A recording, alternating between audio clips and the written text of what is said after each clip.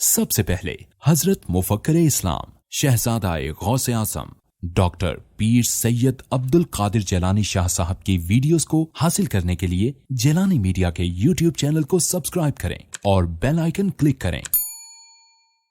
Videos اچھی لگے تو تھمز اپ دیں۔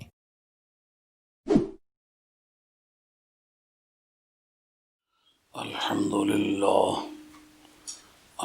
لله نحمده ونستعينه ونستغفره ونؤمن به ونتوكل عليه ونعوذ بالله من شرور أنفسنا ومن سيئات أعمالنا من يهده الله فلا مضل له ومن يضلله فلا هادي له ونشهد أن لا إله إلا الله وحده لا شريك له ولا مثل له ولا مثال له ولا مثيل له ولا مماثل له ونشهد أن سيدنا وسندنا وشفيعنا وشفاء صدورنا وملجأنا ومأوانا ومولانا محمدا عبده ورسوله أما بعد فقد قال الله تبارك وتعالى جل جلاله في القرآن المجيد والفرقان الحميد أعوذ بالله من الشيطان الرجيم بسم الله الرحمن الرحيم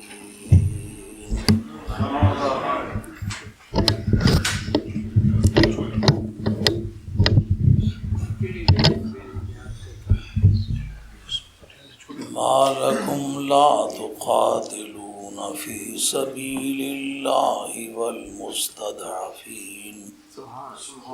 والمستضعفين من الرجال والنساء والولدان الذين يقولون ربنا أخرجنا من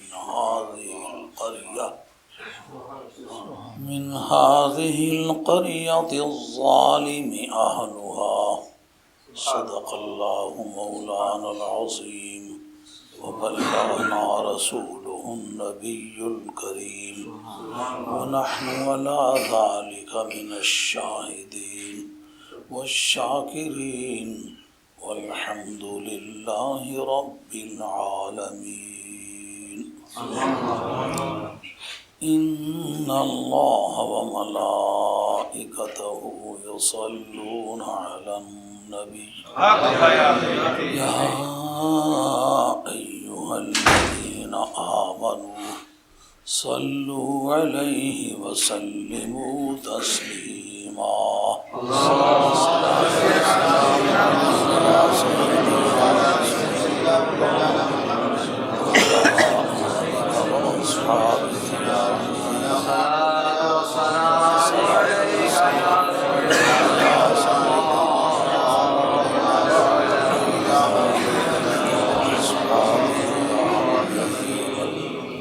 الصلاة والسلام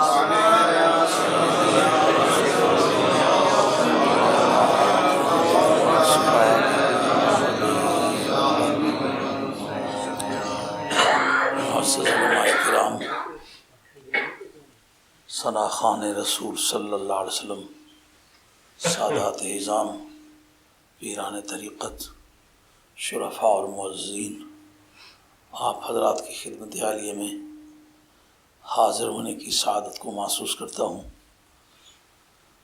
اور آپ کو اس نئی جگہ پر کئی مرتبہ مبارکباد عرض کر چکا ہوں، لیکن جی نہیں میرا دل چاہتا ہے پھر کہوں آپ کو مبارک ہے۔ جہاں آپ کو ذہنی آزادی ہے، آپ جو بات کرنا چاہتے ہیں اس کے راستے میں کوئی سوائے اللہ اور اس کے رسول کے خوف کی کوئی دوسری چیز حائل نہیں ہوتی۔ کسی پلیٹ فارم کی آزادی کا اندازہ آپ اس سے کر سکتے ہیں کہ مکہ شریف میں نبی کریم علیہ السلام نے 13 برس کام کیا، لیکن پلیٹ فارم کعبہ شریف تھا جس پر کہ ابو جہل جیسے نامراد کا قبضہ تھا، اور اس کے ساتھی بھی گربا میرو سگ وزیرو موشرا دیواں کنند این چنی ارکان دولت ملک را ویراں کنند۔ اگر بلی سربراہ مملکت ہو اور کتا اس کا وزیر ہو، چوہا چوکی دار ہو، تو جو کوئی حکومت کا حشر ہونا ہے وہ سب کے علم میں کیا ہونا ہے۔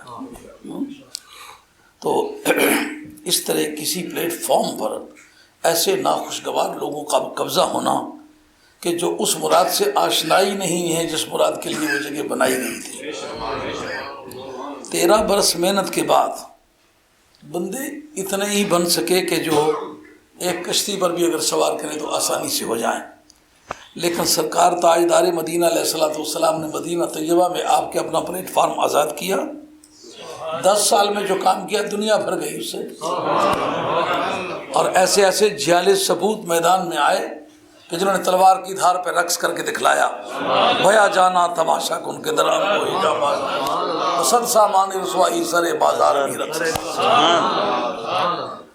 تو اس تماشا گاہ عشق و محبت میں جس سرفروشی کا ثبوت انہوں نے دیا کہ جو اس آزاد پلیٹ فارم کی تربیت سے تیار ہوئے تھے ان کا دنیا میں نمونہ نہیں ملتا۔ میں سمجھتا ہوں میں آپ کو اس جگہ پر لاکھ بار بھی مبارکباد کہوں تو کم ہے۔ ہم نے پورے ملک میں کاش اس بات کو پہلے دن محسوس کیا ہوتا۔ ہم سمجھتے تھے کہ مسلمان ہم سے کون سے بیگانے ہیں کہ ہم اپنے انڈیپینڈنٹ پلیٹ فارم تلاش کرتے پھریں، لیکن ہمیں اس بات کا بعد میں علم ہوا کہ یہ مسجدیں جو ہیں یہ سیاسی پلیٹ فارم بن رہی ہیں۔ تو ایک آدمی لیڈر بننا چاہتا ہے، اس کو اپنے پیسے خرچ کرنے پڑتے ہیں، لوگوں کو اپنی طرف متوجہ کرنے کے لیے خوبیاں دکھانا پڑتی ہیں۔ مسجد ہے، بیگانہ مال ہے، لوگ دینی کام کے لیے وہاں اکٹھے ہو جاتے ہیں، تو کیوں نہ حلوائی کی دکان پر دادا جی کی فاتحہ مفت میں پڑھ لوں۔ تو اتنے لیڈر وجود میں آئے جن کو گھر میں اونچا کوئی نہیں بولنے دیتا تھا، مسجدوں کے لیڈر بنے، اور مذہبی پیشواؤں کی گردن پر ان کا ہاتھ دیکھا، جن کو یہ نہیں پتہ نماز کے فرائض کتنے ہیں، جن کو یہ نہیں پتہ مسجد بنی کیوں ہے، جن کو یہ نہیں پتہ یہ مسجد آزاد کس نے کرائی ہے۔ آپ کو یاد ہے؟ اور مانچسٹر کے رہنے والے لوگوں آپ سے یہ بات یہاں ہے اس وقت کسی کی توفیق تھی کہ آپ سامنے آئے؟ کیا مولوی، کیا پیر، کیا چودھری، کیا راجہ، کیا خان تھی کسی کی توفیق؟ میں اکیلا ایک درویش آدمی ہوں میدان میں آیا۔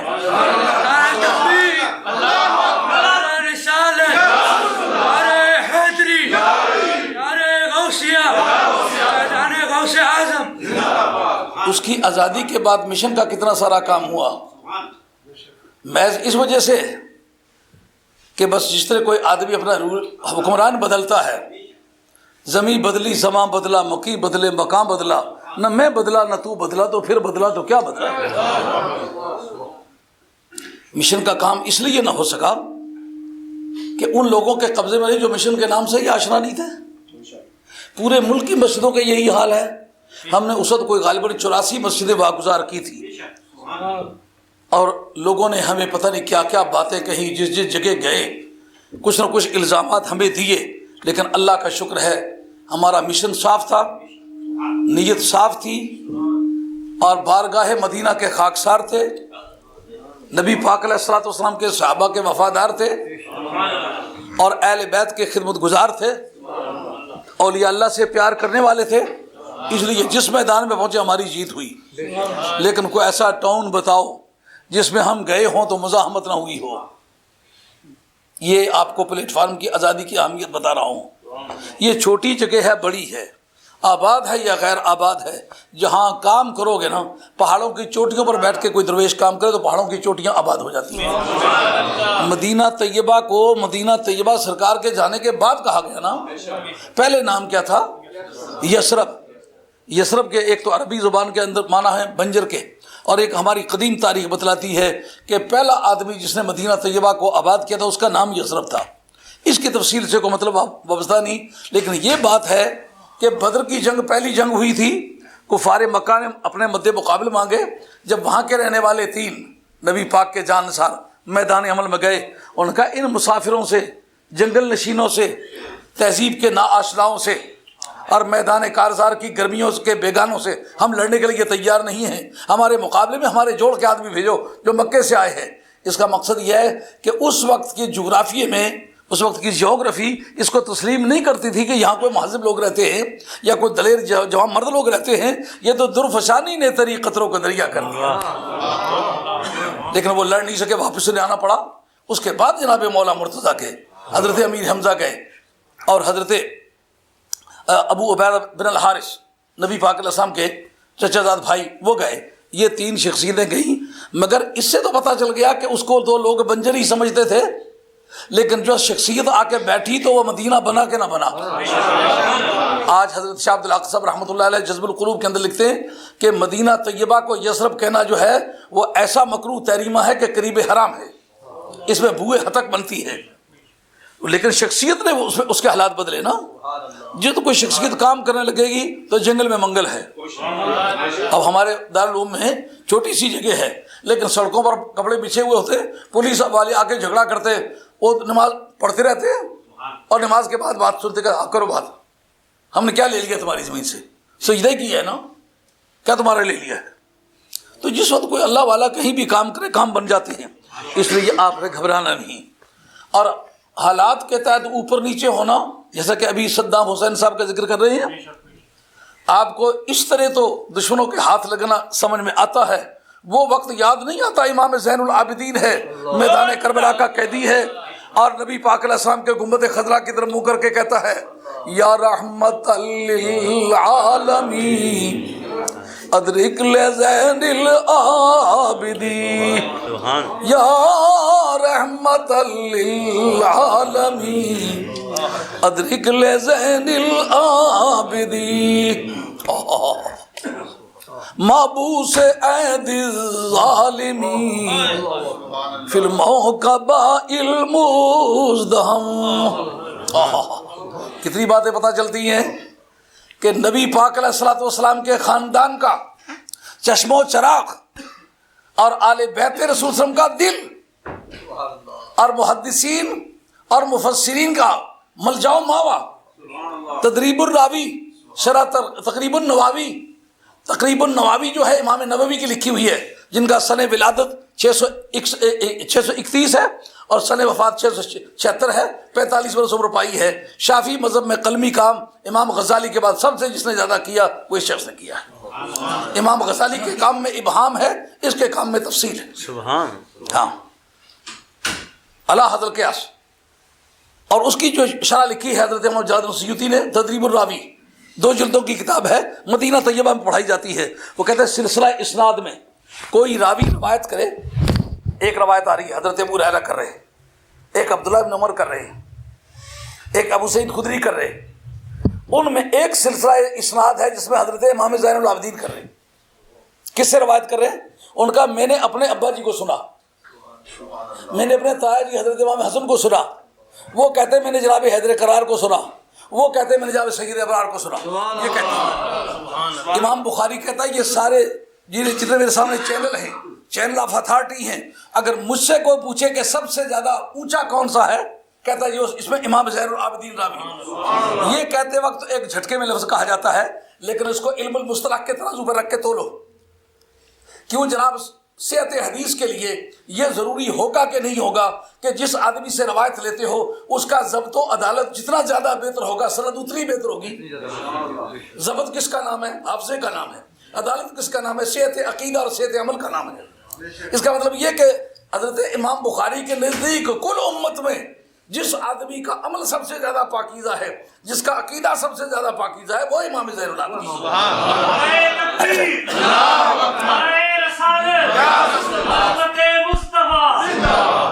اگر یہ بات یوں ہے جیسا کہ بالواقع ہے تو نتیجہ کیا ہم اخذ کریں گے؟ ہیں کہاں؟ عراق کے علاقے میں، کس شہر میں؟ کوفے کے بازار میں۔ سرکار کو پکارے، سرکار کہاں ہے؟ سرکار کی باڈی مبارک جو ہے وہ مدینہ طیبہ میں ہے، اور سینکڑوں نہیں ممکن ہے کہ 1000 میل کے ہیر پھیر میں فاصلہ ہو، اس جگہ سے سرکار کو پکارنا جبکہ سرکار کعبہ شریف میں جا چکے ہوئے ہیں کہ یا رحمت للعالمین۔ جتنے اہل حدیث ہیں، جتنے وہابیہ ہیں اور جتنے غیر مقلدین ہیں، سب سے کہوں گا کہ اگر اس کی سند سب سے اونچی ہے جیسا کہ بالواقعہ اونچی ہے، اور صرف امام بخاری کے نزدیک نہیں، الکفایہ فی علم الروایہ خطیب بغدادی کی اور حاکم کی علوم الحدیث اس کے اندر ہے کہ سب سے زیادہ مستند سند اور اونچی سند کس کی ہے، سند عالی کس کی ہے؟ کہا وہ حضرت امام زین العابدین۔ امام زین العابدین اگر سرکار کے وصال کے بعد کھڑا ہے کوفے کے بازار میں پکار رہا ہے مدینے والے کو، تو پھر ماننا پڑے گا صحیح عقیدہ یہ ہے کہ دور سے کھڑے ہو کر قبر والے کو پکارے تو حق رکھتا ہے۔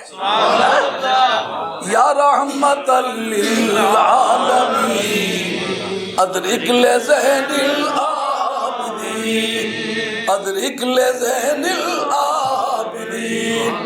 یہ اگر صرف پکارتے تو مانا اور تھے، پکارتے یوں ہے کہ مدد فرمائیے، اور مدد ہوئی کہ نہ ہوئی؟ یزید جیسا خونخوار جس نے حضرت امام حسین کا سر اتارا، وہ امام زین العابدین کا سر نہیں اتار سکتا تھا؟ جس نے ان کی لاش پر گھوڑے دوڑائے، وہ ان کی کوئی ہتک نہیں کر سکتا تھا؟ جو کر چکے وہ کر چکے۔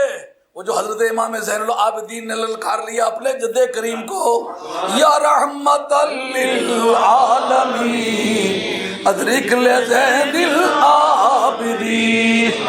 یہ مسئلہ حل ہوا کہ نہ ہوا کہ امام زین العابدین کہیں یا رسول اللہ میری مدد کیجئے، سرکار مدینہ طیبہ میں ہوں اور یہ یہاں موجود ہوں اور کہیں کہ یا رسول اللہ میری مدد کیجئے۔ اگر دور سے کوئی سننے کا عقیدہ رکھے تو وہ عقیدے میں بد عقیدہ ہو تو پھر اس کی حدیث ساری حدیثوں سے اونچی کیسے ہو سکتی ہے؟ کیوں مولانا یہ اس کے عدالت کے لائق ہوگا؟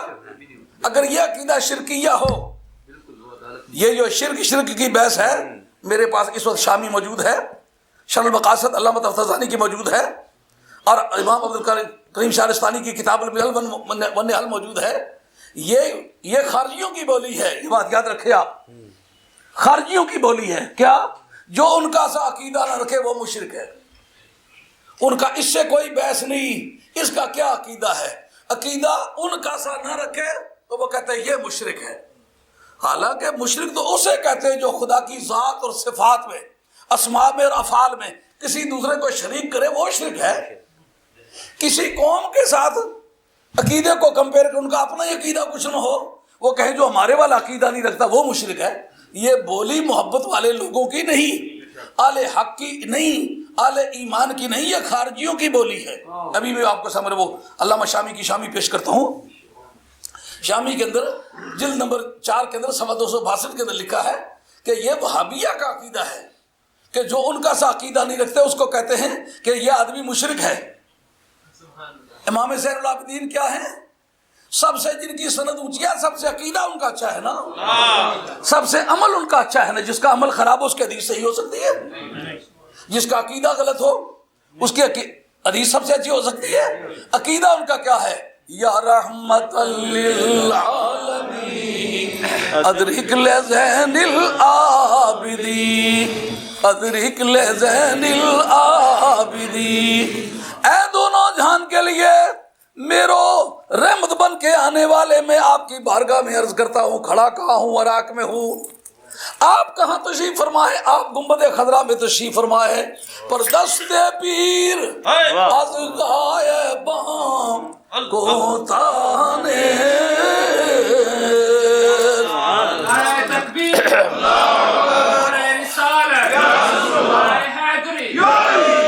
دست پیر از غائباں، دست پیر از غائباں کو تانے، دست اللہ نے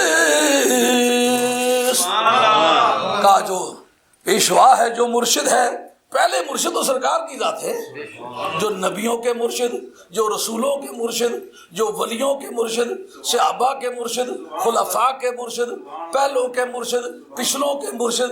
رومی فرماتے ہیں دست پیر از غائباں کو تھامے،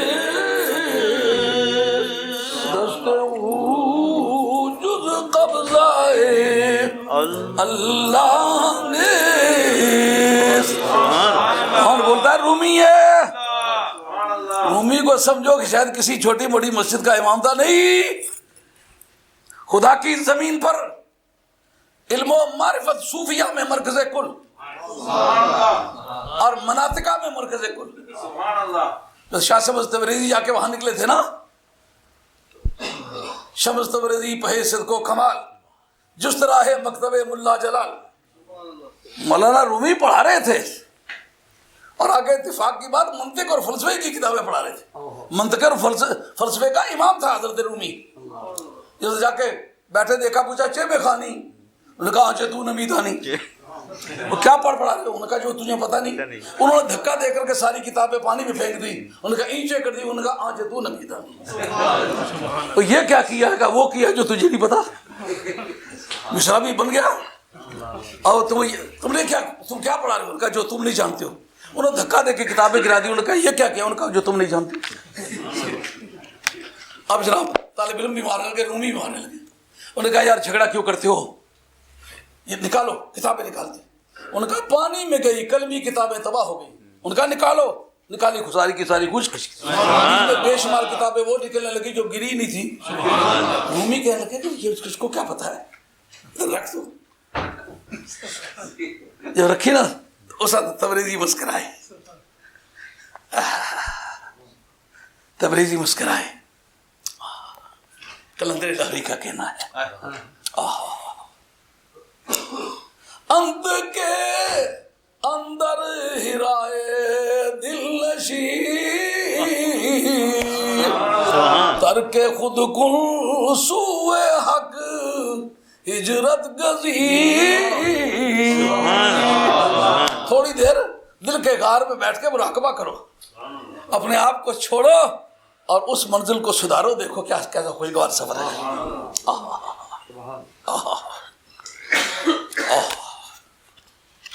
روم را در آتش تبریز، روم را در آتش تبریز۔ ایک بار تو روم کو لے کر تبریز میں جلاؤ کہ کشتہ تیار ہو، پتہ چلے کیا کیا ہے۔ رومی رحمت اللہ علیہ جب یہ دیکھنے لگے، وہ مسکرائے، حال دل جانتے تھے۔ اس وقت رومی نے کہا، دھکا دے کے کتابیں پھینک دی، ان کا جو خود پڑھاتے ہو وہی پڑھاؤ۔ پائے استدلالیاں چوبی بود، پائے چوبی سخت بے تمکی بود۔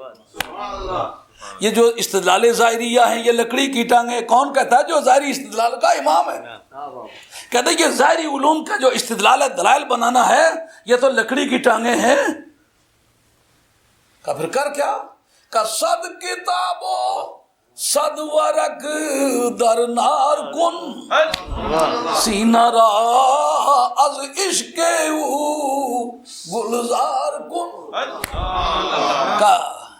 کہ نہ علمہ وچ پھسا سانو، کوئی یار دی گل سنا سانو۔ اتھے علم دا سکہ نہیں چلدا، جتھے عشق اور آدھا ڈیرا ہے۔ حافظ شیرازی فرماتے ہیں علم گردد حجاباں جا کے من دیدار می بینم، کہ او رائے دگر کردستو من جائے دگر دار۔ العلم حجاب الاکبر، سدرۃ المنتہا پر علم تھا نا، جو رک گیا آگے جاؤں تو جل جاؤں۔ اسی کہ علامہ زرقانی کہتے ہیں میرا قیاس کہتا ہے حضرت صدیق اکبر کی ذات پاک ہوتی لپٹ جاتے۔ کیوں؟ جو اس وقت حضرت جبریل امین رکے علم کی وجہ سے رکے، لیکن غار میں حضرت صدیق اکبر نے سانپ کے منہ میں بیٹھ کے سرکار کے دیدار کے جو مزے لیے وہ علم کی روشنی میں نہیں لیے، وہ عشق کی روشنی میں لیے۔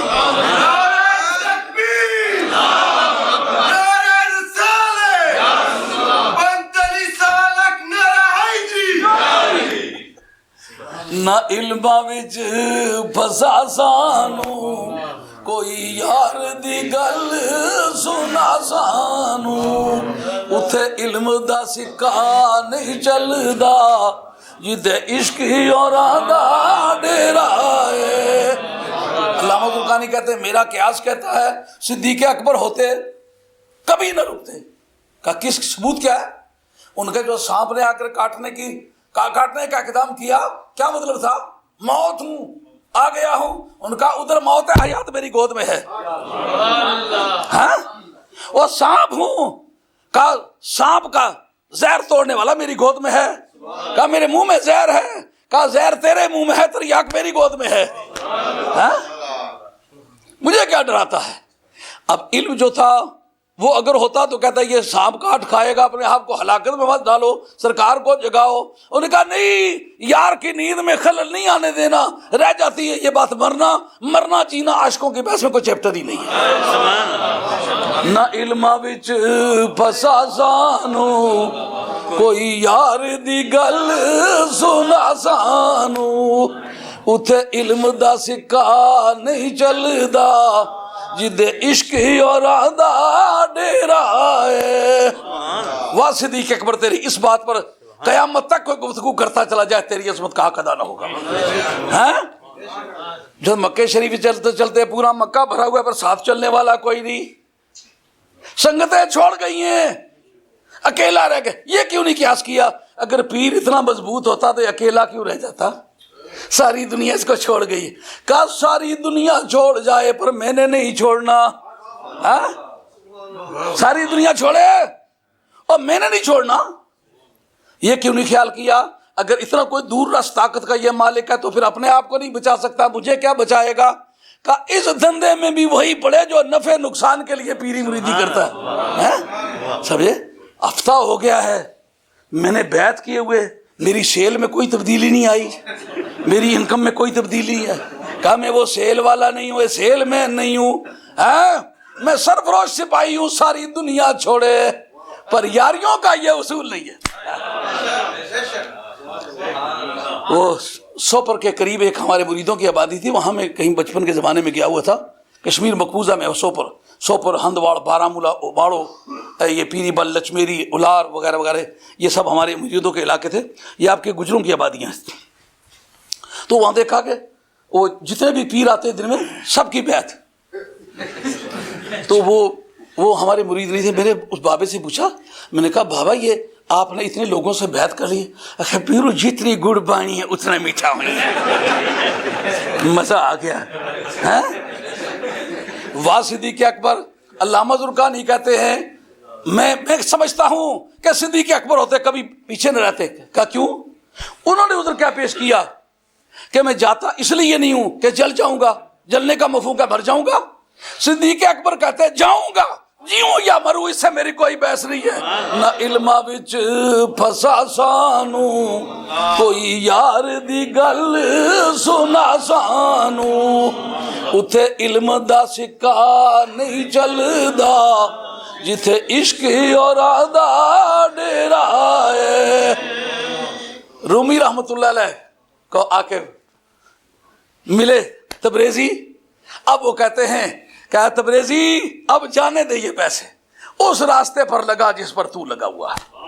اب وہ جو تربیت کا کبھی مدینہ شریف مشروع ہوئی تھی نا، جس میں عشق کے سودے تھے، نگاہوں سے پلائی جانے والی مستی پلائی جا رہی تھی، اب رومی پر وہ وقت آیا کہ ایک طرف منطق اور فلسفے کا بادشاہ، اور ایک دن حضرت تبریزی کی بارگاہ میں لاتے کام کرنے سے عاجز آ گئی، الٹی پر سوار ہے اور راستے میں اپنے شتربان سے باتیں کر رہے ہیں۔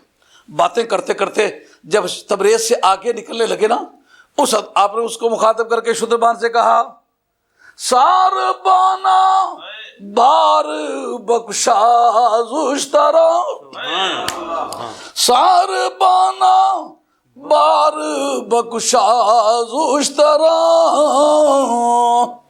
شہر محبوب بست کوئے دل برا۔ اس رومی کی بات کر رہا ہوں۔ دست پیر از غائباں کو تانے، کیوں بلا رہے امام زین العابدین؟ عقیدہ یہ رکھتے ہیں کہ مرد خدا مرشد برحق کا ہاتھ اپنے مرید سے دور نہیں ہوتا. کہہ رہا ہے رومی، کیوں کہہ رہا ہے؟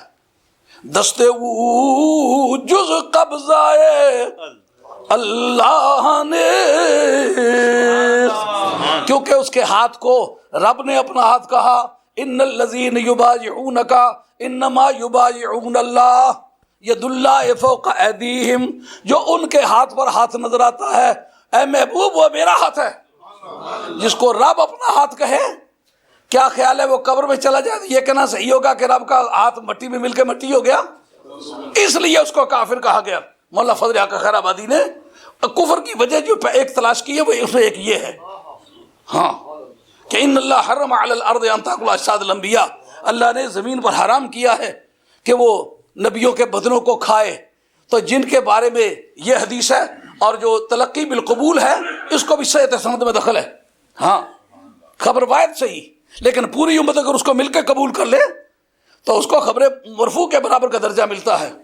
اس کو تلقی بالقبول حاصل ہے. ویسے بھی حدیث مشہور ہے، مستند ہے، اگر اور کوئی بھی سہارا نہ ملے تو پھر بھی قابل احتجاج ہے.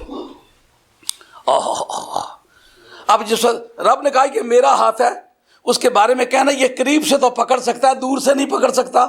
رب کے ہاتھ کے لیے قریب اور دور کی بحث ہے؟ اب امام زین العابدین اس گھر کا بیٹا نا وہ جانتا ہے کہ سرکار مجھے پکڑ سکتے کہ نہیں. رومی کہتا ہے میں ویسے باتیں تو نہیں کرتا، پاگل ہونے کی وجہ سے نہیں کرتا، علم اور معرفت دونوں کے اجتماع سے بات کرتا ہوں کہ دست پیر از غائباں کو تانے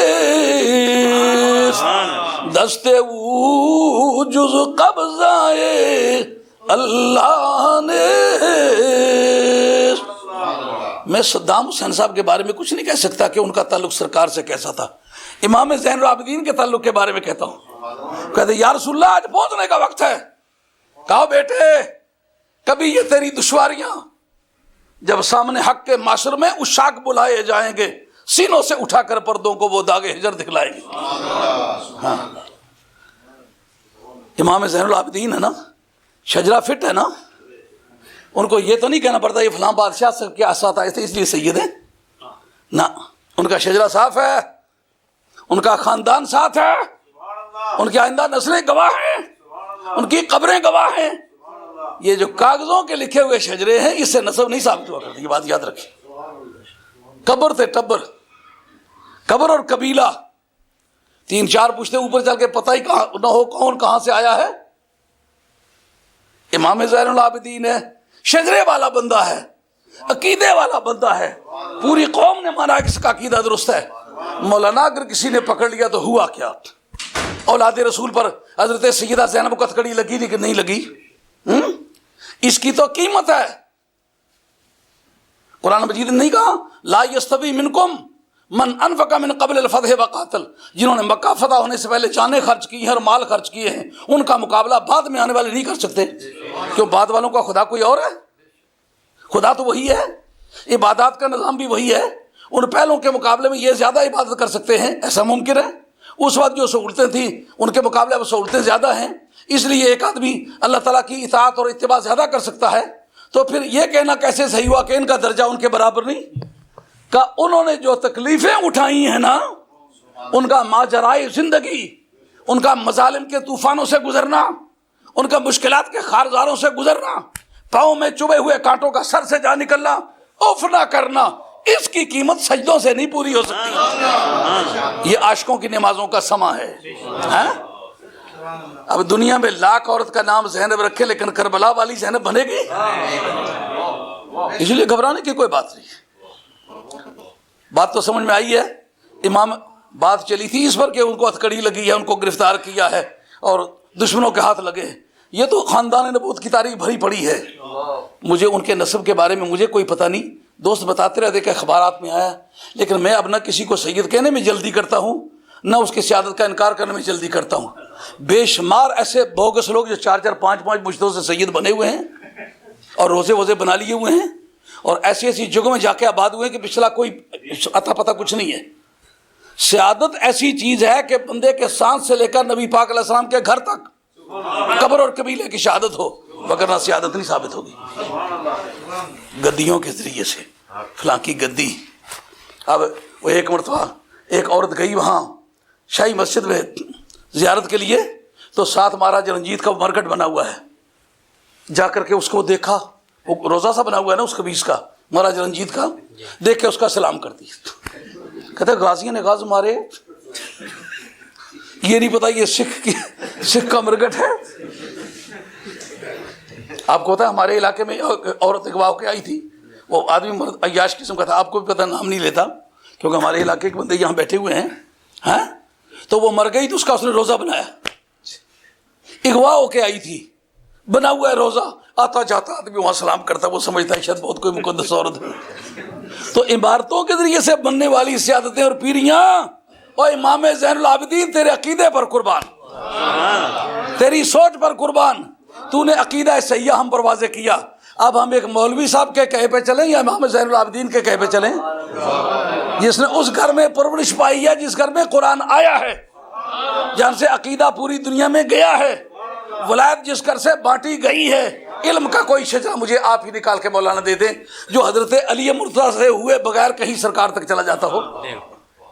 قاریوں کا آپ پڑھیں، جو حفظ کی روایت ہے یہ جناب حیدر قرار سے آتی ہے، ہاں روایت حفظ جو ہے اس کے بانی جناب حیدر قرار ہے، اگرچہ چند اور آدمی کی بھی شمولیت ہے لیکن ہیڈ کے طور پر کون ہے؟ حضرت علی ہے۔ علم عقیدہ میں ماتریدیہ ہو یا اشعریہ ہو، اہل سنت کے دو ہی مدرسے یاد رکھیں، تیسرا مدرسہ اہل سنت کا تسلیم نہیں ہوتا۔ یہ کتاب التوحید امام ابو منصور ماتریدی کی اس کے مقدمے میں لکھا ہوا ہے، جب اہل سنت کہا جائے دو ہی مدرسے مراد ہوتے ہیں۔ بات سمجھ آ رہی نہیں آ رہی؟ عقیدے کے دو مدرسے، عمل کے چار مدرسے ہیں، شافعی مالکی حنبلی حنفی، یہ عمل کے مدرسے ہیں۔ جو عقیدے کے مدرسے وہ دو ہیں، ہم ماتریدیہ کے سلسلے کے آدمی ہیں، ابو منصور ماتریدی ہمارے امام ہیں اور ابو الحسن اشعری جو ہیں یہ شوافع کے امام ہیں۔ یہ دو مدرسے ہیں اہل سنت والجماعت کے۔ تو اس کا حوالہ جو دے رہا ہوں کہ اس کے سوا تیسرا کوئی مدرسہ ہو وہ کسی اور ہی کا ہوگا، اس کا تعلق اہل سنت سے نہیں بنتا۔ ہاں اس کے اندر اس کے مقدمے کے اندر لکھا ہوا ہے۔ تو یہ دونوں سلسلہ تعلیم کہاں جا کے ختم ہوتے ہیں؟ جناب حیدر قرار پر۔ تمام دنیا کے ولیوں کا مسئلہ حضرت حیدر قرار پر، اور حضرت حیدر قرار کی جو نمایاں جیت ہے وہ کیا؟ انا مدینۃ العلم وعلی بابھا، میں علم کا شہر ہوں، علی اس کا دروازہ ہے۔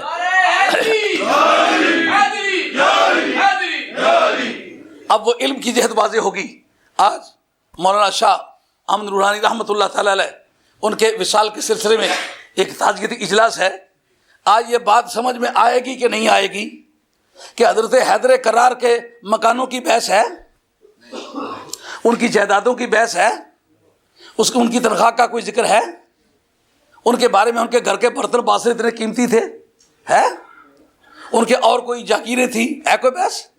ان کی جو دینی اور علمی خدمات ہے، اگر حضرت علی مرتضیٰ کا آپ مدینہ طیبہ میں مکان تلاش کریں، اب تو وہ بھی ختم ہو گیا، جو نبی کریم علیہ الصلوۃ والسلام کے گنبد خضرا شریف کے پاس قاضی خانے کے ساتھ جو گورنر ہاؤس بھی کہلا سکتا ہے اور قاضی کا دفتر بھی کہلا سکتا ہے، اس کے جو مشرق کی طرف مکان تھا جس کا نام تھا بیت الحسن، یہ ہمارے خاندان کا وہ مکان ہے جس سے آخری مرتبہ ہمارے خاندان کو نکالا گیا تھا۔ یہ حضرت حیدر قرار کی رہائش کا تھی، اور مدینہ طیبہ میں کوئی زمین نہیں تھی، لیکن پوری دنیا خدمت سے بھری ہوئی ہے کہ نہیں؟ مجھے چائنا میں ایک مرتبہ جانے کا اتفاق ہوا، ایک قبرستان میں گیا تو ایک دیکھا ایک خاتون ایک قبر شریف کے پاس کھڑی ہے اور اس قبر پر لکھا ہے شاہ محمد غوث گیلانی۔ میں اس سے یہ پوچھتا ہوں کہ تو اس کو کیا سمجھ کے آئی ہے؟ انہوں نے کہا، وہ انگریزی میں جواب دیتی ہے کہ اللہ کا پیارا سمجھ کے آئی ہوں۔ میں نے کہا یہ قبر بھی جو جا چکا ہے، مجھے اس نے کر کے دیکھتی ہے، کہتے شکل تو تیری مسلمانوں والی لگتی ہے، لیکن یہ سوال مجھے گھبراہٹ میں ڈالتا ہے، سچ مچ تو مسلمان ہے؟ میں نے کہا الحمدللہ میں مسلمان ہوں، لیکن پوچھنا چاہتا ہوں کہ اس ملک میں، انہوں نے کہا اس ملک میں دوسرے عقیدے کا تو کوئی مسلمان نہیں آیا، اور پاکستان سے میرا خیال ہے 3-4 گنا زیادہ آبادی ہوگی ان حنفیوں کی جو خود چائنا میں رہتے ہیں، سارے حنفی ہیں، یعنی جو حنفی مذہب ہے اس طرف سے اس نے ٹریول کیا ہے، یہ ایران سے پرے نکل کے اوپر کی یہ اسٹیٹیں جو اب آزاد ہوئی ہیں ان سے گزرتے ہوئے وہ جو ملتقط اور بغل محیط اور یہ کتاب الذخیرہ وغیرہ، یہ کتابیں وہ ہیں جو لکھی ہوئی ہیں علماء کرام کی جو صوبہ کاشغر کے رہنے والے ہیں۔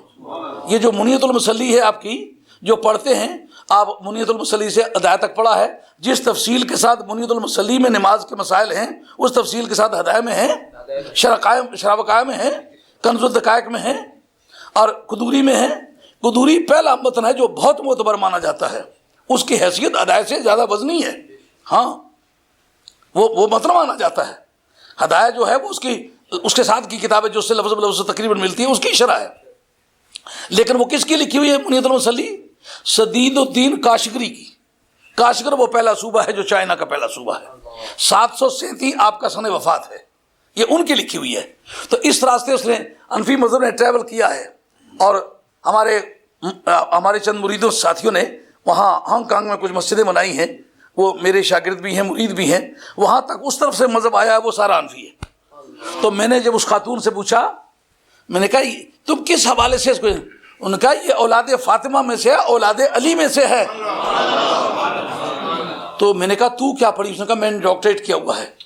میں نے کہا ڈاکٹریٹ کہاں سے؟ انہوں نے کہا میں نے فلاں جگہ پڑھا ہے، اور آخر میں نے ایجپٹ سے میں جا کر ڈاکٹریٹ کیا ہے، اور میں عربی بڑی فرسٹ کلاس بول سکتا ہوں۔ پھر میں عربی اس میں بات کرنے لگا، تو اس نے بتایا اولاد فاطمہ میں سے ہے، اولاد علی میں سے ہے، باپ اس کے خاندان کا علی ہے، ماں اس کے خاندان کی فاطمہ ہے، اور اس کل ملک میں جو فیضان پھیلا ہوا ہے وہ علی کا فیضان پھیلا ہوا ہے۔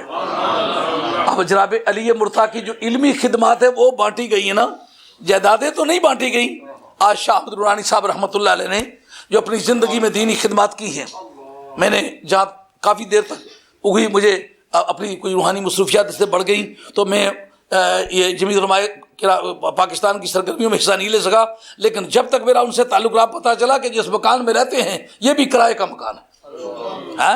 جس آدمی نے ملک کے طول و عرض میں دینی خدمات انجام دی ہیں اور ہر باطل سے ٹکر لی ہے، اور شعوری طور پر یہ پتہ ہو کہ میں کس مقام پر ہوں، اس وقت کیا کام کروں گا، نتیجہ کیا نکلے گا، اس کا فائدہ یہ ہوتا ہے کہ آئندہ ملت کے لیے وہ ایک گائیڈنس رہتی ہے۔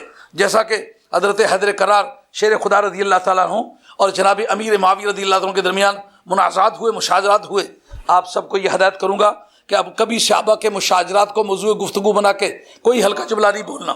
اسی لیے ہمارے اکابرین نے عقائد کی کتابوں میں لکھا ہے کہ عالم کے لیے جاننا ضروری ہے، جان لے، لیکن اس کا پروپیگنڈا سٹیجوں پر نہیں کرنا، فلاں کی غلطی ہے، فلاں کا قصور ہے، نہیں، یہ عقیدے کا حصہ بھی نہیں ہے۔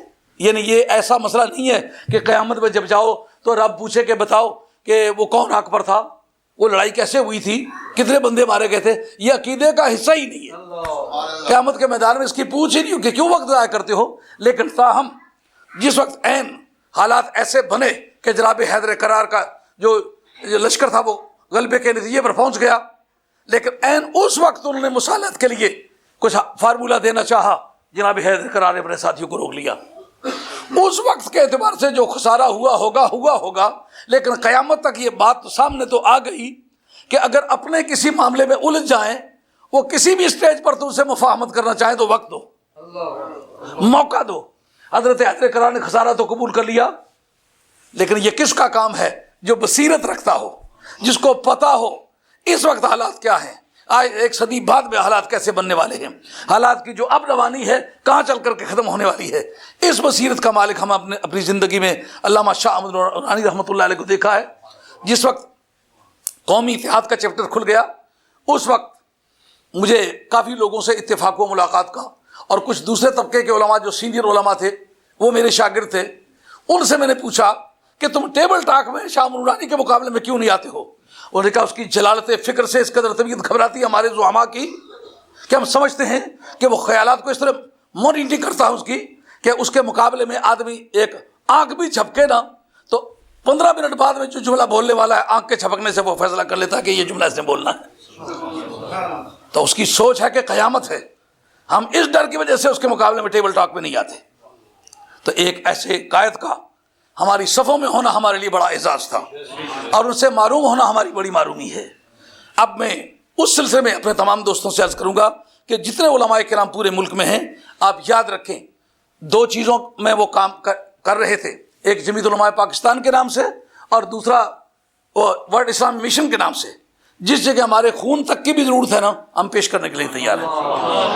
اور غیر مشروط طرف ہمارا تو پتہ ہے، آپ جانتے ہیں ہمارا تو کسی سے بھی کوئی مطالبہ نہیں ہوتا. ہم نے مرکزی جماعت اہل سنت کا کام کیا ہے لیکن بے غرض ہو کے کیا ہے. پیسے سب سے زیادہ دیے ہیں، وقت سب سے زیادہ دیا ہے، لیکن آپ کو پتہ ہے ہم چپڑاسی بھی نہیں ہیں اس کے. سارے دوست جتنے ہیں، کوئی صدر ہے کوئی سیکٹری ہے اور ان کے ساتھ خوش ہے، ہمارا گلہ بھی نہیں ہے. ہم ان کے ممنون ہیں جو دینی کام کرتے رہیں. کبھی ان کو صدر بنایا، کبھی ان کو سیکٹری بنایا، کبھی پیر زادہ صاحب کو صدر بنایا، کبھی ان کو سیکٹری بنایا، مختلف لوگوں کو مختلف کام دیے اور ہم ان کے پیچھے پیچھے چلتے رہے اور ہماری عزت میں کوئی فرق نہیں آیا. یعنی یہ لوگ ہمارے عمر میں چھوٹے تھے، ہم لوگ ان کے اساتذہ کے استاد بھائی ہیں. جن لوگوں کے نام لیے ہیں ان کے اساتذہ ہمارے استاد بھائی ہیں. اور بعض سبقوں میں ایسا بھی ہے کہ ان کے استادوں کے استاد میں آپس میں پیر استاد بھائی ہیں. جیسا مولانا میر محمد صاحب رحمۃ اللہ علیہ جو بندیالوی سلسلے کے استاد ہیں، میں نے سلم سے پڑھا ہے، اس لیے اس سلسلے کے جتنے لوگ ہیں وہ میرے استاد بھائی بنتے ہیں. لیکن میں کسی چھوٹے سے چھوٹے آدمی کے پیچھے بھی چلتے ہوئے مجھے کوئی تکلیف نہیں ہوئی. اور یہ پاکستانی اور ہندوستانی کا فرق تسلیم کرنا یہ ایسا ہے جیسا کہ اسلام کے خلاف عدم اعتماد کا ووٹ ڈالے. یہ ہندی وہ خراسانی، یہ افغانی وہ تورانی، تو اے شرمندہ ہے سائل اچھل کر بے قرار ہو جا. اسی سلسلے میں وہ پہلی آیت میں نے پڑھی ہے، جو قرآن مجید سے میں نے پہلی آیت پڑھی ہے نا، وہ یوں ہے کہ ما لکم لا تقاتلون فی سبیل اللہ. آپ لوگ حفاظ القرآن حضرات اگر کوئی میں اس میں کوئی لفظ چھوڑوں یا زیادہ کر دوں تو بے شک میری رہنمائی کریں، کیونکہ میں حافظ تو ہوں نہیں. ابھی اسٹیج پر پہنچنے کے بعد خیال آیا کہ یہ آیت مجھے پڑھنی چاہیے. ما لکم لا تقاتلون فی سبیل اللہ، وہ کیوں نہیں لڑتے ہو اللہ کے راستے میں؟ والمستضعفین، اور ان کمزوروں کے بارے میں، من الرجال والنساء والولدان، جو مرد بھی ہیں عورتیں بھی ہیں بچے بھی ہیں. الذین یقولون ربنا اخرجنا من هذه القرية الظالم أهلها. وہ بچے، وہ عورتیں، وہ مرد جو کعبہ شریف کے سین میں کھڑے ہو کر کے کہتے ہیں مولا کریم اس شہر سے ہمیں نکال، جس شہر کے رہنے والے بڑے ظالم ہیں. اب پوچھا کس سے جا رہا ہے؟ یہ ایکسپلینیشن کال ہو رہی ہے. مالکم، کیا وجہ ہے، کیوں لا تقاتلون فی سبیل اللہ، اللہ کے راستے میں نہیں لڑتے ہو؟ وہ جی اللہ کے راستے میں تو لڑنا چاہیے.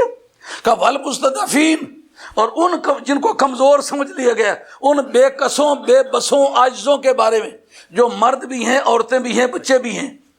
وہ کرتے کیا ہیں؟ کہتے ہیں جو کعبہ شریف کے سین میں کھڑے ہو کے کہتے ہیں مولا کریم اس شہر سے ہمیں نکال.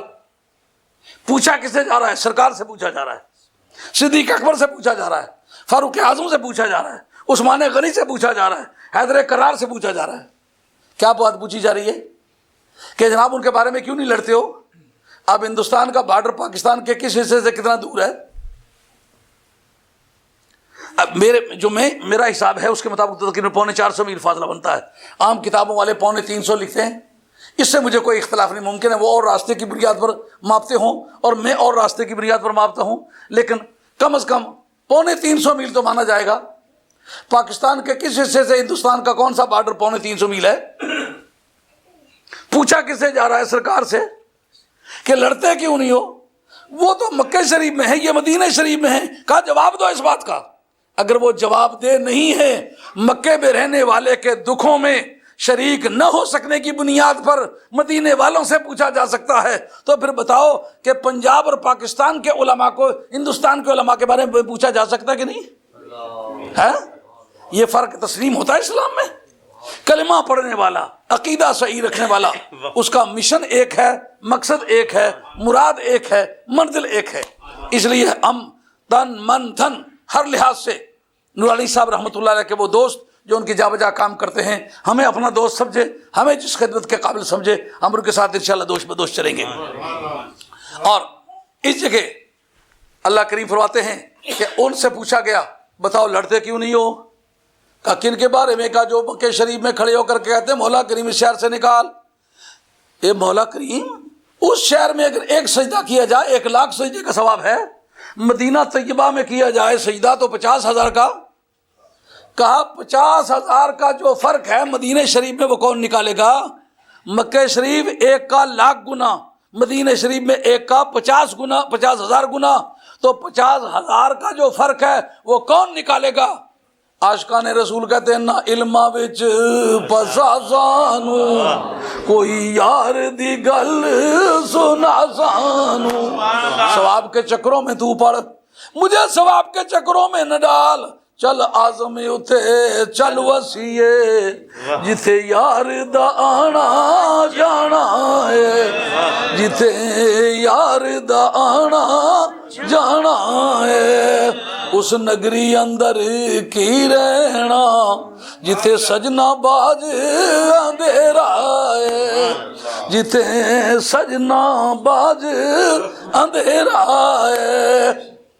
اب آپ ایک طرف ان لوگوں کو رکھیں جو صاحب اقتدار ہے، جن کے پاس طاقت ہوتی ہے، جن کے پاس قوت ہوتی ہے، جن کے پاس عبید و خدم ہوتے ہیں، جن کے پاس لاؤ لشکر ہوتے ہیں، جن کے پاس سیم و زر ہوتا ہے، جن کے پاس ملکی وسائل ہوتے ہیں، اور ایک طرف ان کے لیجئے کہ جو اللہ کا نام لے کے قلم کتاب لے کے بیٹھے، دونوں نے کام کیے۔ خاندان بنو امیہ نے سن 132 میں زوال پایا، اور ان کی حکومت اگر لگاتار مانے تو 93 برس بن جاتی ہے، اور اگر بیچ میں 92 برس بن جاتی ہے، بیچ میں سے حضرت عبداللہ بن زبیر کی 9 سال کی حکومت نکالیں تو 83 برس اور 4 مہینے رہ جاتی ہے، جو لیلۃ القدر خیر من الف شہر کی تفسیر میں حضرت امام رازی نے لکھا ہے کہ وہ 1000 مہینے کی جو حکومت ان کی ہے، اے محبوب تیری امت کو 1 رات دی ہے جو اس سے افضل ہے۔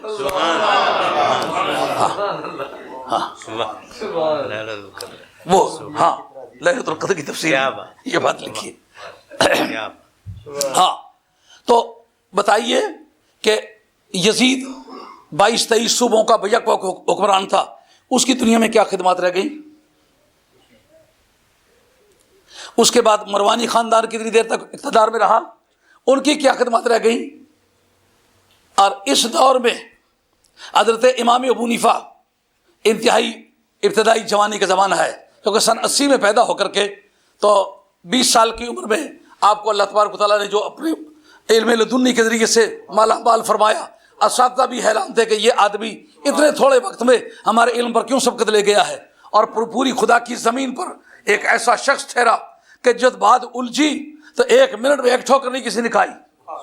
سب سے پہلا فرقہ جو اسلام میں ثواب کا منکر ہے، حضرت ملا علی قاری رحمۃ اللہ، اتفاق سے میں وہ کتاب چھوڑ آیا ہوں ملا علی قاری کی جو شرح فقہ اکبر ہے، اس کے اندر لکھا ہے کہ بدعتی کسے کہتے ہیں؟ جو نیا ہو۔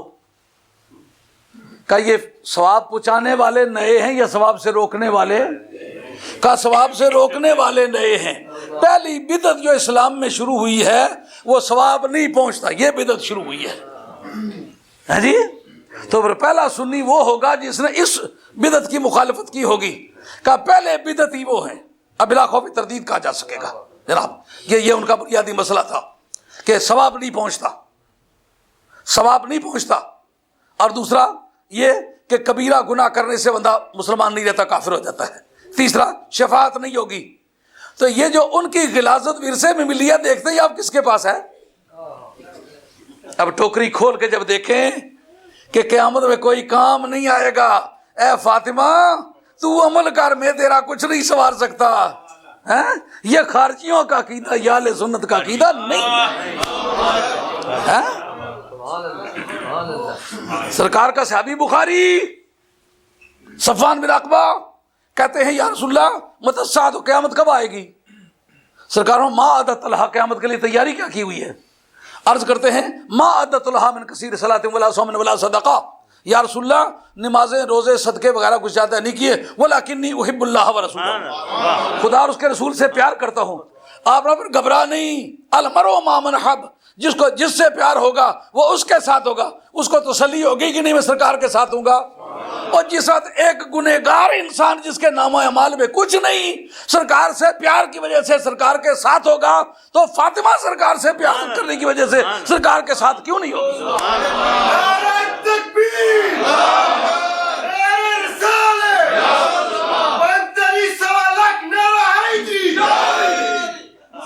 اسلام فیضان مفکر اسلام فیضان مفکر اسلام مفکر اسلام مفکر اسلام. اب ملوکیت، وسائل اور علم کا موازنہ ذرا دیکھیے. اس زمانے کی کیا یادگاریں ہیں؟ کچھ یادگاریں نہ ہوئی. اس کا مقابلہ کس نے کیا ہے؟ اب پتہ چلے گا کہ دین کا اصل کون ہے. علماء کرام سے درخواست ہے کہ میری طرف توجہ کریں. اگر کسی شخص نے ذرا بر بھی سید صاحب جی ایک دفعہ پھر یہ اعمال والا دراصل میں نے یہ پوری دنیا میں یہ سلسلہ چلایا کہ علماء اور سناخ خانوں کی خدمت کی جائے، لیکن میں نے اپنے لیے بند کیا سختی سے کہ ایسے نہ کہ ایسا میں عاجزانہ طور پر عرض کر سکتا ہوں. اصل میں وہ میں نے اس لیے بند کیا، اگر ناجائز ہوتا تو میں خود علماء کو نہ دیتا، نعت خانوں کو نہ دیتا. لیکن میں نے دیکھا کہ جس کام کی کچھ کوئی خدمت نہ کی جائے وہ کام رفتہ رفتہ ختم ہو جاتا ہے. تو میں نے سمجھا نعت خان کے ذریعے سے بھی سرکار کے دین کی خدمت ہوتی ہے. ہر عالم جو چھوٹا موٹا ہے، اگرچہ تقریریں کرنے والے لوگوں کے بارے میں علماء کی سوچ یہ ہے کہ یہ کم پڑھے ہوئے ہوتے ہیں، لیکن جو کم پڑھے ہوئے ہوتے ہیں وہ بھی تو پڑھے ہی ہوتے ہیں نا. ملا علی قاری رحمۃ اللہ علیہ کی شرف کاکپور میں پڑھ رہا تھا، اس نے ایک بڑی خوبصورت بات لکھی. اس میں ایک خوبصورت بات یہ لکھی کہ ایک آدمی ہے، وہ ایک حافظ کی طرح پگڑی باندھتا ہے، لاٹھی لے کے بیٹھتا ہے، بچے چندے سامنے بٹھاتا ہے، ان کو ڈانٹ ڈپٹ کرتا ہے، مارتا ہے، لیکن مراد اس کی نقل اتارنا ہے. ملا علی قاری فرماتے کافر ہے. ہاں، کفر کا فتویٰ دیا ہے، کہا اس نے علم دین کی حد تک کی ہے. حافظ تھوڑا پڑھا ہوا ہے لیکن پڑھا ہوا تو ہے نا، تھوڑی خدمت کرتا ہے مگر خدمت تو کرتا ہے نا. اس نے اللہ کے دین اور اللہ کی نشانیوں کی حد تک کی ہے، اس لیے وہ باقاعدہ شرف کاکپور میں لکھا ہے من قال لعالم اویلم، جس نے تصغیر کا صیغہ استعمال کیا، جس نے تصغیر کا صیغہ استعمال کیا، ڈیمینیوٹیو ناؤن جس کو انگریزی میں کہتے ہو، جو تنزل لوگ بلونٹا کا، وہ کافر ہے. اس لیے کہ یہ شخص کی حد تک نہیں ہے، یہ دین مصطفیٰ کی حد تک ہے. اگر کتابیں پڑھ لے وہ جو مدینے والے کی ہیں تو وہ اتنا عزت والا ہو جاتا ہے جس کی باڈی میں مدینے والے کا خون بھی ہو اور وہ دین بھی رکھتا ہو، پھر اس کی بھی ادبی کس طرح اسلام ہے. یہ افسوس کی بات ہے. ملا علی قاری نے وہ تو لکھا لیکن یہ نہیں لکھا. جو علت حکم ہے وہ کیا ہے؟ سرکار سے تعلق. تو سرکار سے تعلق کہ حافظ کی ایک وجہ بنتی ہے، سید کی 2 وجہ بنتی ہے. اس کی کیا وجہ ہے کہ ایک وجہ جس میں پائی جائے اس کی بے ادبی تو کفر ہے، لیکن جس کے اندر 2 وجہ پائی جائے اس کی بے ادبی کفر نہ ہو. سمجھ آ رہی ہے بات؟ اچھا، اب آپ ایک ایک بات کا دھیان کریں گے. میں بے شک آپ کے سامنے کوئی 24-25 برس ہوئے بول رہا ہوں، لیکن یہ جو ٹاپک چھڑا ہوا ہے اس پر کبھی نہیں بولا. اس وقت ہم دیکھیں گے جس وقت یہ خارجی میدان میں آئے تو ان کے مقابلے کے لیے کسی بادشاہ نے اقدام کیا یا امام ابو حنیفہ نے کیا؟ یہ کسی بادشاہ نے اقدام کیا کہ امام مالک نے کیا؟ یہ کسی بادشاہ نے اقدام کیا کہ امام شافعی نے کیا؟ یہ کسی بادشاہ نے اقدام کیا کہ حضرت امام احمد بن حنبل نے کیا؟ اگر آپ کی کوئی اطلاع ہے تو میری معلومات میں ضرور اضافہ کریں، مگر میں بڑی ذمہ داری کے ساتھ کہتا ہوں کسی بادشاہ کا یہ موضوع کلام ہے ہی نہیں. وہ کہتے تھے ایسے جھگڑوں میں ہم نہیں پڑتے. اور کہا خارجی تو حیدر کرار کو کافر کہتا ہے، فراخ دلی فقہا کی بھی دیکھیے. جو کسی بھی مومن کو کافر کہے وہ کافر ہے، لیکن حضرت علی کو کافر کہنے والے کے بارے میں خاموشی اختیار کی. لیکن یار کیا ٹھکانے کی بات کی ہے امام قرطبی نے. امام قرطبی نے فتح الملم کے اندر نہ مفہم، اس کتاب کا نام مفہم، جو مسلم کی شرح لکھی ہے حضرت امام قرطبی نے، بڑی خوبصورت وجہ لکھی ہے. وہ ایک مرتبہ آپ کے سامنے پہلے بیان کر چکا ہوں، لیکن اس وقت پتہ نہیں آپ کے دماغ میں وہ حاضر ہے کہ نہیں. جس جگہ یہ کہا کہ نبی کریم علیہ الصلوۃ والسلام غزوہ خیبر کا مال غنیمت تقسیم فرما رہے تھے، اور ایک روایت میں ہے کہ حنین کا غزوہ کا جو مال غنیمت وہ تقسیم فرما رہے تھے. واقعہ یہ کہ دونوں مرتبہ یہ باتیں پیش آئیں، اسی لیے بخاری میں 2 سے زیادہ مرتبہ یہ حدیث مذکور ہے. تو اس کا مطلب یہ ہے کہ ایک مرتبہ وہاں پیش آئی تھی، ایک مرتبہ وہاں پیش آئی تھی. وہ ذوالخویسرہ کی جو آپ کے ہاں اصطلاح ہے اس کی بنیاد وہی شخص ہے. جب حضرت فاروق اعظم رضی اللہ عنہ نے کہا یا رسول اللہ مجھے اجازت ہے میں اس کا سر قلم کر دوں، بات کیا ہوئی تھی؟ سرکار کچھ کام کر رہے ہیں وہ کہتا ہے اعدل یا رسول اللہ انصاف کیجئے. سرکار نے فرمایا کہ فمن یعدل ان لم عادل، اگر میں انصاف نہیں کروں گا تو کون انصاف کرے گا؟ اس کا یہ جملہ بولتے وقت اس بات کی بو آئی کہ نہ آئی کہ یہ سرکار کے عمل پر بہت حریص ہے. فاروق اعظم کا دماغ سوچئے کہ کیسا ذہین انسان ہے. کہتا ہے کہ جو آدمی سرکار کے عمل میں عیب دیکھے وہ واجب القتل ہوتا ہے، لیکن سرکار کی موجودگی میں اپنا اجتہاد استعمال نہیں کر سکتا. پوچھتا ہوں سرکار اس کو نہ مار، یکون من زیزہ ہی قوم، اس کی اصل سے ایک ایسی قوم نکلے گی. وہ بات بڑی مشہور ہے، علماء کی زبان سے آپ نے بار بار سنی ہوگی، لیکن اس کا محل استشہاد یعنی ثبوت فراہم کرنے کی جگہ وہ کیا ہے کہ اے فاروق اعظم رضی اللہ عنہ تحقر صلاتکم عند صلاتہم ویحقر صومکم عند صومہم، تمہیں اپنی نماز اس کی نماز کے مقابلے میں حقیر نظر آئے گی وہ جو جماعت ہوگی. ایسے کہتے کہ نا سر گنجے تو مچھاں کرنا تو شکر ہے کن نینے بچ منڈے مچھا ہی مچھا کرنے پار نکلی اس سے. ہاں حدیث صحیح کے درات لا تخلقوا شواربکم فإن فیہا مسلطن، کہ اپنی مونچھیں تیز سے مت منڈوایا کرو، اس میں بچا پن ہے. بستان المحدثین کے اندر شاہ عبد العزیز صاحب نے لکھا ہے کہ حضرت امام مالک رحمۃ اللہ علیہ کی مونچھ وافر تھی اور وہ اس بارے میں جناب فاروق اعظم کی پیروی کرتے. بستان المحدثین نکالے، وہ اس بارے میں فاروق اعظم رضی اللہ عنہ کی پیروی کرتے تھے. کہا وہ کس طرح کرتے تھے؟ کانا اذا اہمہ امر فطل سبلہ، جس وقت آپ کو کوئی مشکل کام پیش آتا تھا تو آپ جلال میں آ کر کے مونچھوں کو تاؤ دیا کرتے تھے. تو رکھیاں سی نا تاؤ دینے سے نا جو رکھے ہی نہ ہوتا تاؤ کہہ رہے ہیں. ایسے کہ بات سادے لوگ آنے مچھ نہیں تو کچھ بھی نہیں، کوئی مچھ رکھی ہوئی بندے کی شرم بھی ہونا آڑے تھا مچھا رکھی نہیں جلا جنا مچھا لائے تو لبیں لینی چاہیے. ایسا کلندروں والی مونچھیں نہیں کہ جس میں وہ پانی پیتے وقت آپ کی مونچھیں ڈوب جائیں پانی میں. ہاں یہ مکروہ تحریمہ ہے. تو عرض کر رہا تھا کہ سرکار دو عالم علیہ السلام نے فرمایا کہ تمہیں اپنی نمازیں، کہا کس کو؟ صحابہ کو، فاروق اعظم کو، تمہیں اپنی نماز. اچھا میں نماز پڑھایا کرا تو ایک بندہ اچھی طرح کھڑے ہو گیا تو اوٹھ بند کری گیا. وہ میں نماز فرمایا کہتا اچھا نا یہ تم جا اوٹھ بند کری کہ نہ کیسا میں نے کیا ہونا پیا نماز پڑھنا، میں اس طرح نماز نہیں کیا جی سارا سبق پڑھنا. میں کہا جس جگہ با فا واؤ میم آنا علیہم اوٹھ نہ کھول تو تلفظ کر دے ہم کس طرح کر سے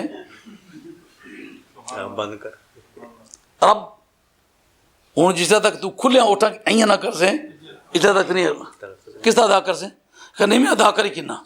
میں کہا فقہاء نے لکھیا ہے کہ کدا کوئی بندہ یہاں اکھی نال تک ہے اوٹھ نہ لائے تو تلاوت نہیں بنی. سجدہ تلاوت واجب نہیں ہونا.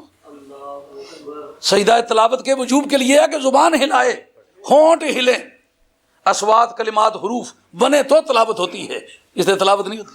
حضور نے فرمایا کہ تمہیں اپنی نماز ان کی نماز کے مقابلے میں حقیر نظر آئے گی. اچھا جناب حقیر نظر آئے گی اتنے زبردست ہوں گے، لیکن سب کچھ کرنے کے بعد یقرؤون القرآن، قرآن مجید پڑھیں گے لیکن لا یتجاوز حناجرہم، قرآن مجید کے حلقوں سے نیچے نہیں اترے گا. سرکار نے آخری جملہ جو فرمایا نا جس سے میں استشہاد کرنے والا ہوں، یخرجون من الدین کما یخرج السام من الرمیۃ، دین سے وہ اس طرح نکل جائیں گے جس طرح کے تیر شکار سے پار ہو جاتا ہے. آپ سمجھیے اس کا تو کوئی ثبوت نہیں بنتا کہ وہ کافر ہیں. اس حدیث کے اندر ہے کہ وہ کافر ہے. کس طرح کہ یہ جس طرح کے تیر شکار سے نکل جاتا ہے، یعنی ان کی یہ حالت اس تیر کی مانند ہوگی کہ جو تیر سے پار جو شکار سے پار ہو جاتا ہے. کہ یہ مسئلہ علم بیان کا، علم بیان کے اندر ایک ہے مشبہ، ایک ہے مشبہ بہی، ایک ہے وجہ شبہ، ایک حرف تشبیہ. لیکن مدار حکم کیا چیز ہے؟ وجہ شبہ. کہتے ہیں اس کا چہرہ چاند کی مانند ہے تو چاند کے ساتھ جب تشبیہ دی تو وجہ حسن، وجہ تشبیہ حسن ہے. اگر کہا اس کا چہرہ پھول کی مانند ہے تو اگرچہ مانند کہا ہے لیکن اس جگہ حسن وجہ شبہ نہیں ہے، نزاکت وجہ شبہ ہے. اس کا قد سرو کی مانند ہے، مانند وہی ہے جو چاند کی مانند ہے، جو پھول کی مانند ہے، لیکن یہاں قد کو تشبیہ دی ہے سرو کے ساتھ، یہاں وجہ شبہ سیدھائی اور لمبائی ہے، تو مدار حکم کیا ہوگا؟ وجہ شبہ۔ اس جگہ دیکھنا وجہ شبہ کیا ہے، کس وجہ سے تشبیہ دی ہے، وجہ کیا ہے تشبیہ کی؟ چاند سے تشبیہ کی وجہ حسن ہے، پھول سے تشبیہ کی وجہ نزاکت ہے، اور سرو سے تشبیہ کی وجہ قد کی لمبائی اور سیدھائی ہے۔ یہاں وجہ کیا ہے، کس وجہ سے تشبیہ دی؟ کہا جس طرح کے تیر شکار کو لگتا ہے نکل کے پار تو ہو جاتا ہے، واپس نہیں لوٹتا، اس طرح یہ دین سے نکل تو جائیں گے واپس نہیں لوٹیں گے، اس کا معنی سمجھو بات، سمجھو؟ تو ان کا مقابلہ، خارجیوں کا مقابلہ کس نے کیا ہے؟ یہ معتزلے اسی کی ترقی یافتہ صورت ہے۔ امام حنیفہ رضی اللہ عنہ کے جو مناظرے مشہور ہیں کہ ان کے سامنے آئے، جی ثواب پہنچتا کہ نہیں پہنچتا؟ انہوں نے کہا پہنچتا ہے۔ انہوں نے کہا نہیں جی کہ کوئی کسی کے دوسرے کا بوجھ نہیں اٹھائے گا۔ انہوں نے کہا یہ مجھے بتاؤ کہ تم کسی آدمی کو میرے سامنے کھڑا کرو لیکن اس کو جس کا فیصلہ سب کو منظور ہو۔ انہوں نے کہا یہ آدمی، اس سے بات ہوئی۔ انہوں نے کہا مجھے یہ بتا کہ حج بدل کا تو قائل ہے کہ نہیں؟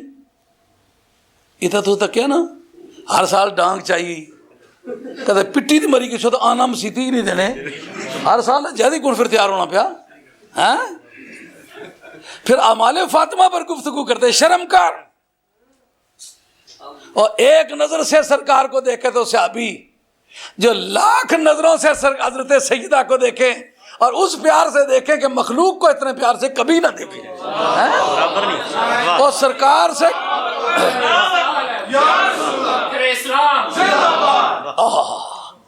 اور صحابی تو اس کا نام ہے جو سرکار کو پیار سے دیکھے، ایمان سے دیکھے، اسی پر مر جائے۔ لیکن سرکار جس کو کہیں مجھے خدا کی ساری مخلوق میں سب سے، فرشتوں سے لے کر کے انسانوں تک، انسانوں سے لے کر جنوں تک، اور جنوں سے لے کر کے باقی مخلوق تک، دنیا سے لے کر قیامت تک، خدا کے بعد جتنا مجھے فاطمہ پیاری ہے کوئی پیارا نہیں، اس کے بارے میں مجھے سوچ کے دکھاؤ۔ اس کے اعمال کی کمی تو پوری ہوگی جو سرکار سے پیار کرتا ہے، تو اس کے اعمال کے بارے میں کیوں کو بحث کرتے ہو جس کے بارے میں سرکار کہے کہ مجھے سب کا نوعیت سے یہی پیارا ہے۔ نعرہ تکبیر، نعرہ رسالت، نعرہ حیدری، شان اہل بیت، حضور مفکر اسلام، حق و صداقت کی نشانی۔ اب مسئلہ یہ ٹھہرتا ہے کہ جو حج بدل ہے یہ جائز ہے ناجائز؟ انہوں نے کہا جائز ہے۔ کہ حج بدل کا معنی کیا ہے؟ جو آدمی جس کی طرف سے کوئی کر رہا ہے وہ قبر میں جا چکا ہے، وہ معذور ہے، وہ زندہ ہے، دوسرا اس کی جگہ جا رہا ہے، جس کی جگہ کوئی جا رہا ہے وہ مر گیا ہے، ایک تیسرا آدمی پیسے دے رہا ہے، پیسے دینے والا اور ہے، حج کرنے والا اور ہے۔ بتاؤ اس کے حج کا فائدہ، حج بدل کا فائدہ اس کو پہنچے گا کہ نہیں کہ جس کی طرف سے یہ کر رہا؟ انہوں نے کہا یہ تو پہنچے گا۔ انہوں نے کہا یہ پھر کون سی قسم بنے گی، ایک کا عمل دوسرے کو فائدہ دیتا ہے کہ نہیں دیتا؟ اشار جیدی ڈانگ چاہیے ٹرے انہیں پتہ کرنے کا ہے تو ساں اجے بدل کرانا نہیں پیسے دیا ہے، کیونکہ ہر جنے کھڑے کتنی نہ پتا اجے بدل کس طرح کری نا، لیکن بھائیا کا تو کچھ نہ سواب نہیں رہنا، تو ساں بدل اجے بدل کرانا تو پیسے بھی دیا ہے تو بھایا نہ کچھ رہا، تو ساں اجے بدل کرانا میں سارے کام جاننا نا، تو ساں اجے بدل کرانا بھی پیسے 100 بندے کو پیسے چاہیے کہ نہیں، تو انہاں کی ڈرایا بیچارے کی شاید دسو تو سواب چلا گیا سی جی جناب، سارے کو پیسے کٹھے کری نہ تو گاٹا ہی کری دکھا لی مڑی اس نے وہ بندے سیاڑے جناب اجے بدل، انہوں نے کہا کون ہے تو؟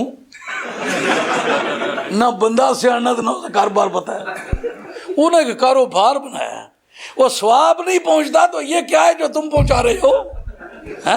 فارمولہ تو تمہارا ہے نا کہ لیسا للانسان الا ما سعی، کہ بندے کے لیے وہی کچھ ہے جو خود کرے۔ اب دیکھنا ہی ہے جو بات میں کہنا چاہتا ہوں وہ آگے ہے، وہ کیا کہ اس جگہ بادشاہ زندہ تھے کہ نہیں تھے؟ وہ اس دین کی حفاظت کر سکتے کہ نہیں کر سکتے تھے؟ پر حفاظت کا کام کون کرتا ہے؟ جو اصل وارث ہو۔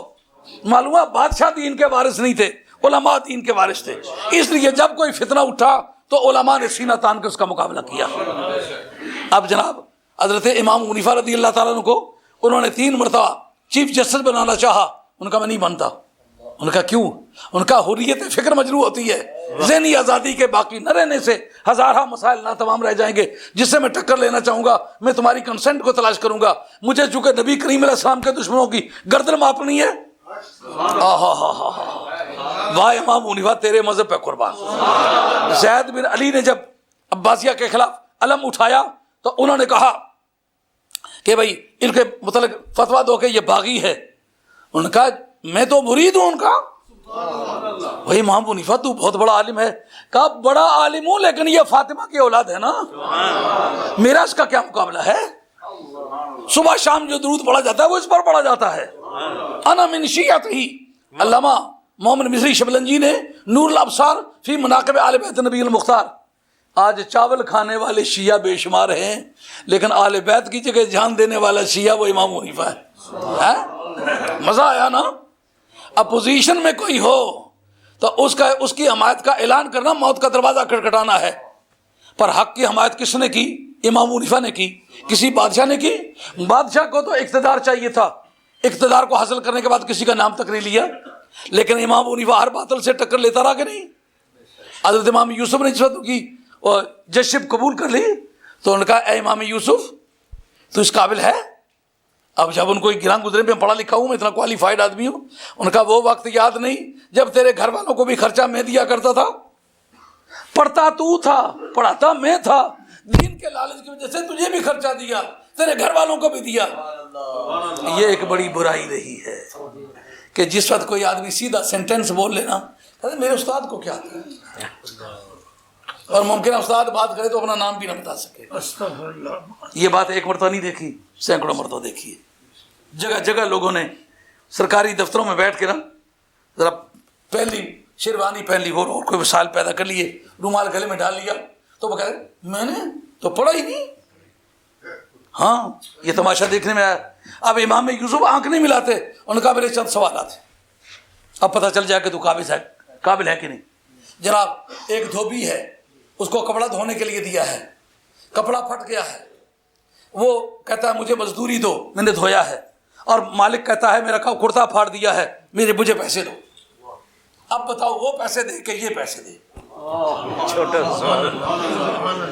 اب جناب امام یوسف کہتے ہیں اس نے تو مزدوری کی ہے،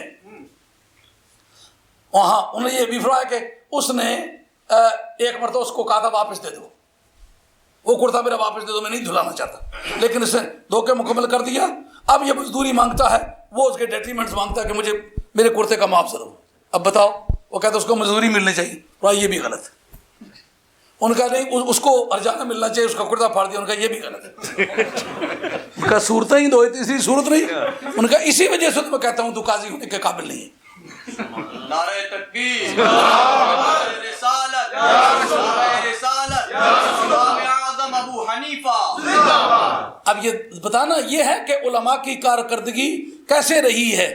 دین کی حفاظت کسی بادشاہ نے نہیں کی، علماء نے کی، اور حفاظت وہ کرتا ہے جو مالک ہو، جو وارث ہو۔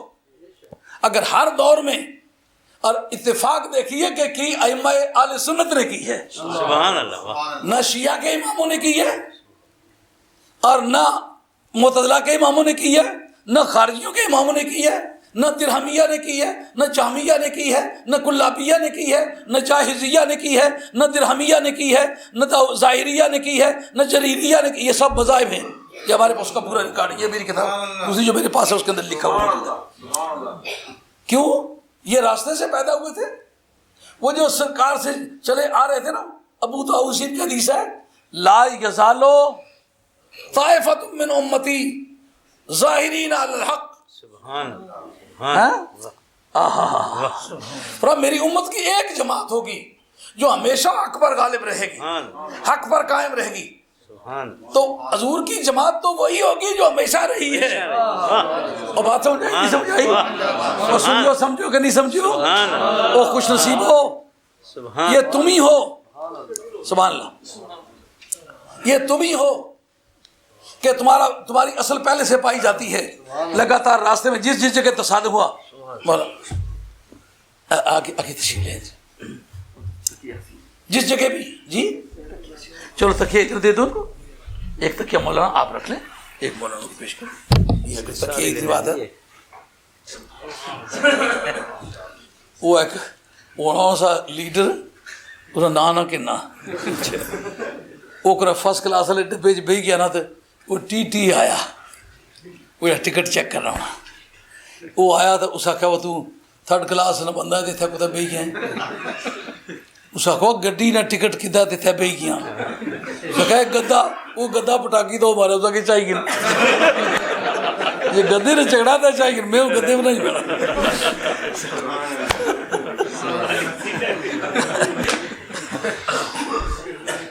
اللہ اللہ. عرض کر رہا تھا کہ حضرت امام ابو حنیفہ رضی اللہ عنہ نے کہا کہ امام یوسف اگر تو قاضی ہونے کے لیے رکھتا ہے تو یہ دونوں مسئلے غلط ہیں. سن اب میں اس کا جواب دیتا ہوں، جواب یہ ہے جو میں دیتا ہوں. وہ کیا؟ جس وقت اس نے اس کو دیا تھا کرتا دھونے کے لیے تو بعد میں دیکھیں مانگا کس وقت تھا.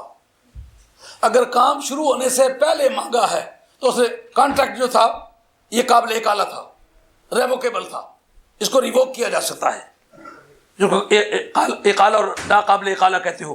جس وقت کسی کانٹریکٹ پہ کام نہ شروع ہو تو آپ وہ کانٹریکٹ واپس کرنا چاہیں تو یہ بریچ آف کانٹریکٹ نہیں ہوگا، یہ کر سکتے ہیں، یہ ریووکیبل ہے.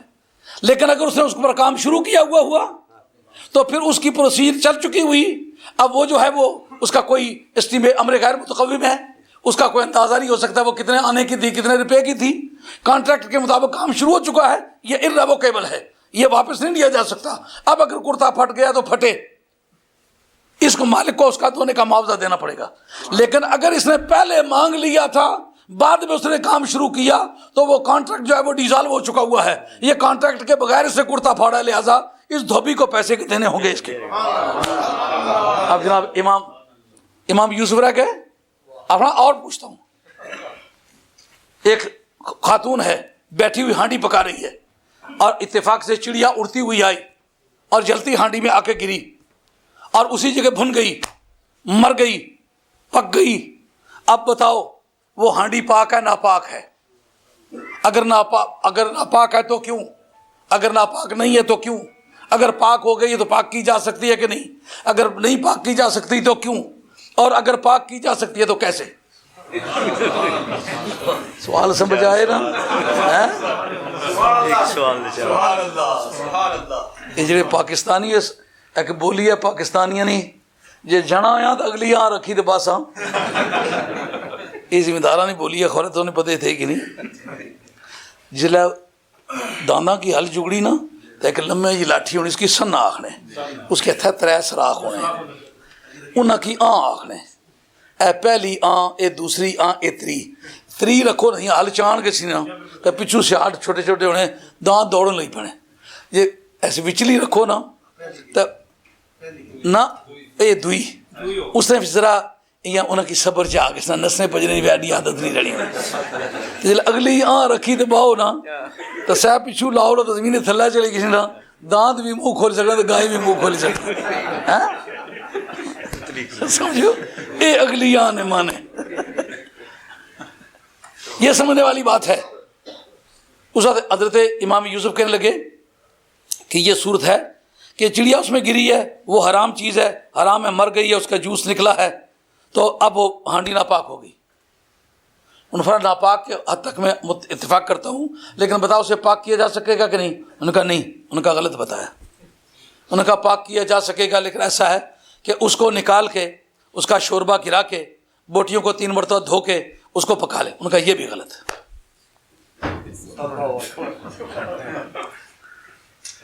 کا پھر جواب تو ہی ہو سکتے ہیں کہ اس کو پاک نہیں کیا جا سکتا. اگر پاک کیا جا سکتا تو وہی فارمولہ ہے 3 مرتبہ دھونے اور نچوڑنے کا. ان کا دونوں جواب غلط ہے. کیا پھر جواب ہے؟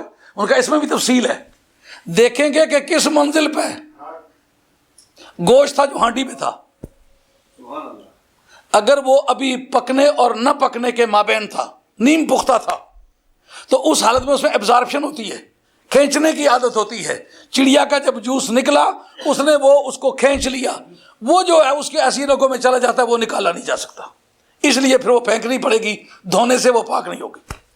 لیکن اگر وہ مکمل گل چکا تھا، اس کے اندر جتنی پوٹینسی تھی وہ ساری نکل چکی ہوئی ہے، اب اس میں ایبزارپشن، کشش نہیں ہوتی، وہ بلاٹنگ نہیں کرتا، کھینچتا نہیں ہے. اس لیے چڑیا گری ہے تو گوشت نے اس کے جوس کو کھینچا نہیں، اس لیے اب شوربہ گرا دیں اور گوشت کو 3 مرتبہ دھو کے نچوڑ لیں، اب پکا لیں، اب حلال ہے، درست ہے، پاک ہے۔ تو اس طرح ایک لمبی فہرست ہے، اب وہ میں ساری بیان کروں تو تقریر بیچ میں رہ جائے گی، جس کا مقصد یہ ہے کہ حضرت امام ابو حنیفہ نے 2 باتیں واضح کی۔ ایک تو دین کا وارث اگر میرے سوا کوئی ہوتا یہ خطرے وہ قبول کرتا، بادشاہ نے یہ خطرہ قبول نہیں کیا، اس کا مطلب یہ اس کا کرسی سے تعلق ہے، دین سے کوئی تعلق نہیں، اس کا عیش و نشاط سے تعلق ہے، دین کا میں وارث ہوں۔ اور دوسری بات یہ کہ بادشاہ کے قریب جا کے اس کے دسترخوان پہ بیٹھ کے اگر حفاظت ممکن ہوتی ہے تو پھر امام یوسف بھی کر لیتا، یہ نہیں کر سکے گا، وقت آئے گا۔ یہی وجہ ہے ہمارے عقائد میں کے اندر بے شمار مسائل میں امام یوسف رحمۃ اللہ تعالی علیہ کی بات ہاں میں ہاں کی حد تک معتزلہ کے ساتھ ملتی جلتی ہے، اور اس کا وہ کہتے ہیں یہ حنفیوں کا عقیدہ نہیں، وہ امام یوسف کا عقیدہ ہے۔ اور کیوں؟ اس لیے کہ ہارون رشید اسی عقیدے کا ہے، مامون رشید اسی عقیدے کا ہے، یہ پیچھے طلّہ علیہ کہتے پھرتے نا، اصل میں یہ بھی طلّہ علیہ اس کے ساتھ کہی ہے نا، اس لیے طلّہ علیہ کہتے ہیں، نہیں تو یہ ہارون رشید رحمۃ اللہ علیہ کہنے کے قابل ہے، مامون رشید یہ کہنے کے قابل ہے جنہوں نے قرآن کو مخلوق جان کے تو حضرت امام احمد بن حنبل کو درے مارے تھے، وہ رحمۃ اللہ علیہ کہلانے کے قابل ہیں؟ مگر یہ کن لوگوں نے کہا اس وقت بھی جنہوں نے ان کی روٹیاں کھائی تھی، انہوں نے کہا، اور آج بھی جو ان روٹیوں والوں کے وارث ہیں وہی کہہ رہے ہیں۔ نہ امام ابو حنیفہ نے کہا ہے، نہ امام شافعی نے کہا ہے، نہ امام مالک نے کہا۔ اب بتاؤ آل باطل کے گلے پڑا تو کون پڑا؟ علماء پڑے، اور پہلے دن سے لے کر کے دھیان کریں گے مولانا، بات اگر ذہن سے ذرا بھی پھسلے بڑا خسارہ ہوگا، پہلی تاریخ سے لے کر جتنے بھی فتنے اٹھے ہیں ان فتنوں کا مقابلہ سنی علماء نے کیا ہے یا شیعہ علماء نے کیا ہے، معتزلہ علماء نے کیا ہے، خارجی علماء نے کیا ہے، اور بہت سارے فرقوں کو میں نے ابھی نام لے چکا ہوں، دوبارہ لینے کی ضرورت نہیں۔ اگر کسی اور نے اس کی حفاظت کی ہوتی تو دین کا وہ وارث ہوتا، لیکن سوائے علماء اہل سنت کے کسی نے اس کا مقابلہ نہیں کیا۔ جس وقت یہ بات چلی کہ یہ قرآن اصلی قرآن نہیں ہے، اس قرآن کی کوئی زیر زبر اصلی قرآن والی نہیں ہے، اس کا مقابلہ کس نے کیا ہے؟ اہل سنت نے کیا ہے۔ جب خارجیوں نے یہ بات کہی کہ جناب یہ سورہ یوسف جو ہے، یہ علامہ بدر الدین زرکشی رحمۃ اللہ علیہ البرہان فی علوم القرآن کے اندر دیا ہے، کہا کہ خارجی جو تھے سورہ یوسف کو قرآن کا حصہ نہیں مانتے تھے، وہ کہتے ہیں یہ لو سٹوری ہے اور یہ قرآن کے لائق نہیں ہے کہ اس طرح کی محبت کی کہانیاں، رومانٹک ٹائپ کہانیاں اس میں ہوں۔ اس کا مقابلہ کس نے کیا ہے؟ سنی علماء نے کیا ہے۔ اس کا مطلب سچے دین کے وارث سنی علماء تھے، اس لیے جب بھی کبھی اس پر حملہ ہوا تو سنی علماء نے یہ خطرات قبول کیے۔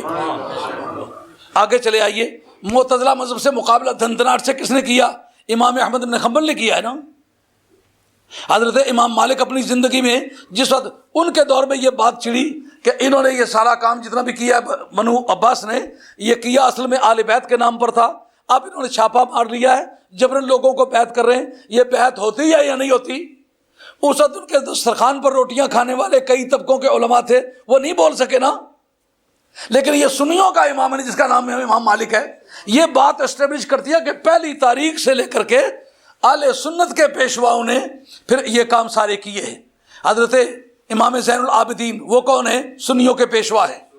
آج اس وقت ایک مسئلہ ہے کہ یہ تصوف جس کو کہتے ہیں اس کی کل کتنی قسمیں ہیں؟ یہ قادری، چشتی، نقشبندی، یہ تصوف کی قسموں کے نام نہیں ہے، یہ سلسلوں کے نام ہیں۔ تصوف ان چاروں کا ایک ہے۔ ہاں یہ بات آپ کے ذہن میں آ رہی ہے؟ یہ جو قادری، چشتی، نقشبندی، سہروردی ہے یہ سلسلوں کے نام ہیں، تصوف کے نام نہیں ہیں۔ ان چاروں کا تصوف ایک ہے۔ پھر ان کا تصوف آگے کل کتنی آپ کے نزدیک قسمیں ہوتی ہیں؟ 2۔ ایک کا نام ہے تصوف سلفی اور ایک کا نام ہے تصوف سنی۔ ہاں میرے پاس اس کا ریکارڈ موجود ہے، اس پر آج بھی ریسرچ ہوئی ہے، اس پر بڑی کتابیں لکھی جا چکی ہیں۔ وہ تصوف سلفی کا بانی کون تھا؟ حضرت امام مالک۔ یہ جو انہوں نے کہا ہے نا، من تفقہ ولم یتصوف فقد تفسق، ومن تصوف ولم یتفقہ فقد زندق، ومن جمع بینہما فقد تحقق۔ شاہ عبد الحق محدث دہلوی رحمۃ اللہ علیہ نے اشاعۃ النماز شرح مشکات کے اندر یہ کوٹیشن دیا ہے۔ یہ امام مالک کا کوٹیشن ہے، حدیث نہیں ہے۔ بعض لوگ اس کو سمجھتے ہیں شاید یہ حدیث ہے، نہ حدیث نہیں ہے، یہ حضرت امام مالک رحمۃ اللہ تعالی کی تحقیقات ہے، اور یہ تصوف سلفی کی بنیاد ہے، جس میں انہوں نے کہا ہے کہ جو آدمی علم دین تو پڑھے لیکن علم طریقت باطنی علوم سے کوئی تعلق نہ رکھے وہ آدمی فاسق و فاجر ہو جاتا ہے۔ جو آدمی صوفی بنے لیکن علم شریعت نہ پڑھے وہ بے دین ہو جاتا ہے، جو دونوں کو اکٹھا کرے وہ تحقیق کو پہنچتا ہے. سمجھو، یہ جو پیریاں سستی ہیں نا، کرتا لما بازارو لبڑا تو 4 دڑے نائیے نے ہاتھ نچیا داڑھی بدی کسی بال لمے کرنے نال. واہ خاتون جنت تجھے سلام، تیرے جالے سپوتوں نے تیرے سرتاج نے کیا کیا کام کر کے دکھلایا. اسماعیل دہلوی نے اپنی صراط المستقیم کے اندر بھی لکھا ہے کہ آدم علیہ الصلوۃ والسلام سے لے کر کے تا مولا مرتضیٰ تقسیم ولایت کا کام حضرت حیدر کرار نے کیا. اس سے یہ بھی کچھ پتا چلا کہ نہیں، علماء کا بھی جب بادشاہ وہی ہے، صوفیہ کا بادشاہ بھی وہی ہے، پھر بہادروں کا بادشاہ بھی وہی ہے. پھر آج اس کا نام لینے میں کیوں دقت ہے؟ اور چھوٹے موٹے صوفیہ نے نعرے مارو کوئی ہے، حضرت علی نے نعرہ، شیعہ نے نعرہ ہے، شیعہ کلمہ پڑھنے ہوئے کلمہ پڑھنا بند کر سے نہیں، یہ شیعہ کے نہیں ہیں، یہ اہل سنت کا امام ہے.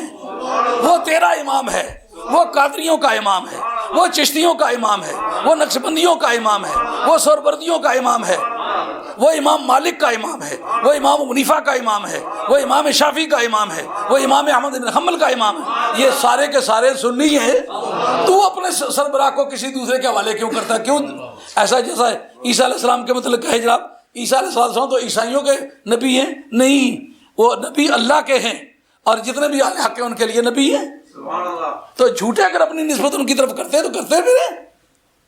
حضرت امام زین العابدین جو ہے وہ تو سنی تصوف کے بانی ہیں. یہ جو تصوف قادریوں میں، چشتیوں میں، نقشبندیوں میں، سہروردیوں میں ملتا ہے، اس کے آثر حضرت امام زین العابدین نے بلا خوف تردید کہتا ہوں میرے پاس ریکارڈ موجود ہے، ضرورت پڑے تو میرا نام یاد رکھے. تو آج پھر تمام طریقت کے سارے سلسلے، علم ظاہری کے سارے سلسلے، وہ کس نے اس کی حفاظت کس نے کی ہے؟ علماء نے کی ہے. اور علماء میں بڑی اولیت جب سارے سلسلہ تعلیم جناب حیدر قرار پر جا کے ختم ہوتے ہیں تو اس کا مطلب یہ ہے میدان کی تلواروں کے وار بھی اسی نے اچھے کیے ہیں جس کا علم اچھا تھا. اگر آج کا اساں یہ جہاں جھگڑیاں میں نہ پینے اے موزیانہ نعرہ ہے، اے نبی کریم علیہ السلام نے غلامانہ نعرہ نہیں. صدیق اکبر جیسا دھارم طبیعت کوئی بندہ تاریخ میں پڑھا ہے؟ کوئی ایسا وقت بتاؤ تلوار مارنے کی ضرورت ہو تو کہتے ہیں میں ایسے جھگڑے میں نہیں پڑتا. انہوں نے کہا یا رسول اللہ ہجرت کی رات ہے میں ساتھ دوں گا. اس ماں کے لال کو کہیں راستہ روک کے دیکھیں جس کا شوق چاہتا ہے، جو ساری کائنات کے ولیوں کا بادشاہ. ان کا یا رسول اللہ آپ کے چارپائی پر سونے سے یہ خطرہ پیش آ سکتا ہے. یا رسول اللہ اگر موت آپ کی چارپائی پر آنی ہے تو علی جانے اور موت جانے، آپ اللہ کا نام. سمجھ میں آئی ہے بات؟ یہ چاروں امام جن کو لوگ اہل سنت کے امام کہتے ہیں یہ سارے کے سارے سنی ہیں. اور قریب چلے آئیے، جس وقت یہ خاندان مغلیہ کے دور میں دین الہی کا سلسلہ شروع ہوا اس وقت آپ تاریخ اٹھا کے دیکھیں سنی علماء کے سوا آپ کے پاس کوئی ریکارڈ ہے؟ سیر المتاخرین MA میں بھی لگتی تھی، فاضل میں بھی لگتی تھی، میں نے درجنوں مرتبہ پڑھائی ہے. اس کے اندر مولانا عبد الرزاق صاحب اور مولانا عبد النبی مخدوم الممالک، ان دونوں آدمیوں کو سب سے پہلے جنہوں نے اس میدان میں جھنڈا اٹھایا یہ 2 شخص ہیں. ہاں بلا خوف تردید کہا جا سکتا ہے. اس سے پہلے دین الہی کی مخالفت کسی نے نہیں کی، اور یہ دونوں سرکاری طور پر بڑے سربراہ آدمی تھے. ان کا کہا گیا کہ آپ اس رویے سے باز آئیں وگرنہ آپ کو برے دن دیکھنے پڑیں گے. ان کا جناب موت قبول کر سکتے ہیں، یہ جدید زندگی کی سہولتیں آپ نے دے رکھی ہیں، لعنت بھیجتے ہیں ان کو، لیکن ہم نبی پاک علیہ السلام کے مشن کی مخالفت نہیں کر سکتے. ایک کو گائے کی کھال میں سی دیا گیا، ایک کو گدھے کی کھال میں. آپ کو یہ پریشانی ہے کہ دشمنوں کے ہاتھ میں گرفتار ہوا. جس وقت گائے کی کھال میں سلا ہوا ہے، گدھے کی کھال میں سلا ہوا ہے، بجرم عشق توام می کشند گائے، بجرم عشق توام می کشند گائے، تو نیز بر سر بام آنکھ خوش تماشائے، تو نیز بر سر بام آنکھ خوش تماشائے. مولانا کہہ رہے تھے کہ صدام دشمنوں کے ہاتھ لگا ہے. یہ تاریخ کا ایک بڑا المیہ جو کبھی ہم فراموش نہیں کریں گے. جس وقت حضرت مخدوم النبی عبد النبی مخدوم الممالک جب ان کو گدھے کی کھال میں سیا جا رہا تھا، کہا اب بھی وقت ہے، بڑی رسوائی ہوگی. ان کا حسین کا سر نیزے پہ چڑھا تھا، فاطمہ سے گئی ہے نا، آج عمل پوچھتے پھرتے ہو. ہاں، اور جس نے مسلمہ کو قتل کیا تھا صدیق اکبر نے فرمایا تیری توبہ منظور نہ، میں ذمہ دار ہوں. اس کے عمل کی ذمہ داری جناب صدیق اکبر نے اٹھا لی کہ اتنا بڑا کام تو کرے گا تو پھر میں تیری کمیاں پوری کریں گے، میں ذمہ دار ہوں. اور مدینے والا اس کے مشن کے لیے سر حسین کا نیزے پر چڑھے، کمیاں کس کی رہ جائیں گی؟ یہ سچے عقیدے کے ساتھ حسین کا نام لینے والا ہوگا اس کا بھی بیڑا پار ہوگا. اپنی طرف سے نہیں کہتا. ترمذی شریف کی حدیث، جناب حیدر کرار راوی جلد 2 حدیث کے الفاظ کیا ہے؟ حضرت حیدر کرار اس کو روایت کرتے ہیں کہ ان النبی صلی اللہ علیہ وآلہ وسلم اخذ بید حسن و بید حسین وقال، حضرت امام حسن کا ہاتھ سرکار نے پکڑا، امام حسین کا ہاتھ پکڑا، فرمایا من احبہما و احب اباہما و امہما کان معی فی درجتی یوم القیامہ. فرمایا جو یہ حسن ہے اس سے پیار کرے، یہ حسین ہے اس سے پیار کرے، ان کے ماں باپ سے پیار کرے. کہا نمازیں کتنی پڑھی؟ کہا نمازوں کی شرط نہیں ہے، عقیدہ ٹھیک ہونا چاہیے. کہا روزے کتنے رکھے ہو؟ کہا روزوں کی کوئی شرط نہیں ہے. کہا حج کتنے کیے ہوئے ہوں؟ کہا حج کی کوئی شرط نہیں ہے. کہا اس نے ہجرتیں کتنی کی ہوئی ہوں؟ کہا ہجرت کی کوئی شرط نہیں ہے. ترمذی حیدر کرار راوی.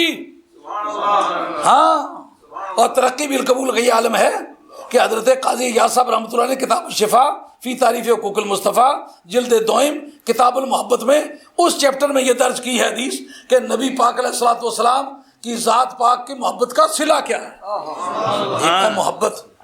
اگر ساری زندگی نمازیں پڑھی ہوں، محبت رسول کا کوئی باب اس کے نام اعمال میں نکلے، کتنا فائدہ اسے پہنچے گا؟ محبت کی کمی ایسی ہے، نمازیں گر قضا ہوں پھر ادا ہوں، پر نگاہوں کی قضائیں کب ادا ہوں. حضرت مولانا شاہ نورانی صاحب رحمۃ اللہ علیہ کے موضوع پر گفتگو چل رہی ہے کہ دین کی حفاظت کا کام بادشاہوں نے نہیں کیا، گورنروں نے نہیں کیا، اسٹیٹس مینوں نے نہیں کیا، دولت مندوں نے نہیں کیا، تاجروں نے نہیں کیا. اس کی حفاظت کا کام کس نے کیا ہے؟ علماء ربانی نے، علماء اہل سنت نے کیا ہے. تو جو پہلے دن سے جنگ لڑتے چلے معلوم ہے وارث یہ ہیں. معتزلوں سے جنگ لڑی گی، شیعہ تو کوئی حرکت میں نہیں آیا. خارجیوں کو کیا حرکت میں آنا تھا؟ یہ تو آپس میں برادری ہے. خارجیوں کی ترقی یافتہ صورت کا نام ہی معتزلہ ہے. یہ جتنے معاملات آگے ہوتے چلے گئے، ان کی حفاظت کس نے کی؟ اہل سنت نے کی. یہ مولانا مخدوم النبی عبد النبی مخدوم الممالک کا ذکر کر رہا ہوں. انہوں نے کہا مجھے کہتے ہو میں رسوائی ہوگی، اور حسین کے سر سے میری قیمت زیادہ ہے. امام ترمذی لکھتے ہیں کہ حضرت حیدر کرار کی روایت ہے، حسن و حسین کے ہاتھ پکڑے. کس نے کہا ہے؟ حیدر کرار نے. کس کے بارے میں؟ سرکار کے بارے میں. ہاتھ کس کے؟ حسنین کے. حسن کا بھی ہاتھ پکڑا، حسین کا بھی ہاتھ پکڑا. فرمایا جو من احبنی و احب ہذین، جو مجھ سے بھی پیار کرتا ہے، ان دونوں سے بھی پیار کرتا ہے، وہ احب اباہما و امہما، اور ان کے ماں باپ سے بھی پیار کرتا ہے، کان معی فی درجتی یوم القیامہ، میرے ساتھ ہوگا اسی کلاس میں ہوگا جس کلاس میں میں.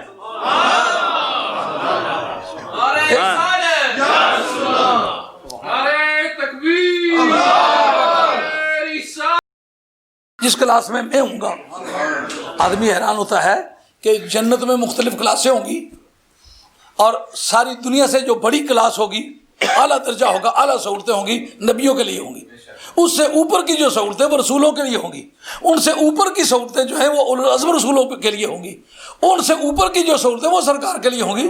ان کے ساتھ کیسے ہوگا کوئی؟ کدے کچھ غیر تالے جنے نے کدے نوکر رہی تک کیا ہوا ہے گل پتہ ہے. غیر تالا بندہ ہے نا، جہازہ پر چڑھ لگا ہے تو جنا میں فرسٹ کلاس سفر کر لگا، یہ ماڑا نوکر آ، ماڑی خدمت کرنا، لوٹا چاہیے رکھنا، وضو کرانا، یہ اس کی اس سے کلاس نہ کیا تو نوکر یا پر میں اس کی چھوڑی نہ سکنا. لجپال پری تاں جوڑ دینی، یہ جوڑن تاں پھر توڑ دینی، جدی پاں پکڑن پھر چھوڑ دینی. آئی بات خیال میں؟ تو آج مولانا شاہ نورانی صاحب رحمۃ اللہ تعالی کے ایصال ثواب اور تعزیت کے سلسلے میں آج کا اجتماع تھا. اور یہ ثابت کرنا مراد تھا جس وقت دین پر کوئی برا وقت آیا ہم یہ پہچاننا چاہیں گے دین کا وارث کون ہے. اگر اہل سنت کے سوا کسی دوسرے طبقے نے پہلے دن سے لے کر کے آج تک حفاظت کی ہے تو پھر ہم اس کو بھی وارث ماننے کے لیے تیار ہیں. لیکن آج کوئی اٹھے سیاسی نعرے میں شریک ہو جائے تو پھر وہ تو ایسا ہی ہے. دیکھا کام چل رہا ہے تو یہ پانچواں سوار بھی دلی سے آیا ہے, ان میں شمولیت کے لیے کرتا ہوگا. نہیں تو ساری تاریخ اٹھا کر کے دیکھیں, ہر دور میں جتنے باطل تحریکیں اٹھی ہیں اگر ثواب کے منکر اٹھے ہیں تو اہل سنت نے مقابلہ کیا ہے. عظمت اہل بیت کے منکر اٹھے ہیں تو اہل سنت نے مقابلہ کیا ہے. صحابہ کی تعظیم کے منکر اٹھے ہیں تو اہل سنت نے مقابلہ کیا ہے. معتزلے اٹھے ہیں, خارجی اٹھے ہیں, جامعہ اٹھے ہیں, کلابیہ اٹھے ہیں, اور ظاہریہ اٹھے ہیں, داؤدیہ اٹھے ہیں, جریریہ اٹھے ہیں, درہمیہ اٹھے ہیں, جتنے بھی اٹھے ہیں باطل عقیدوں والے, تو ان کا مقابلہ کس نے کیا ہے؟ اہل سنت والجماعت نے. اس کا مقصد یہ سنیو جو سرکار کی حدیث ہے کہ لا یزال طائفۃ من امتی ظاہرین علی الحق, میری امت کی ایک جماعت ہے جو ہمیشہ حق پر رہے گی. اور سرکار کی جماعت وہی جماعت ہے جو ہمیشہ رہی ہے اور ہمیشہ حق پر قائم رہی ہے. ہر ایک کا مقابلہ انہوں نے کیا ہے. شاہ منوانی رحمۃ اللہ علیہ ان لوگوں میں سے ایک آدمی تھے.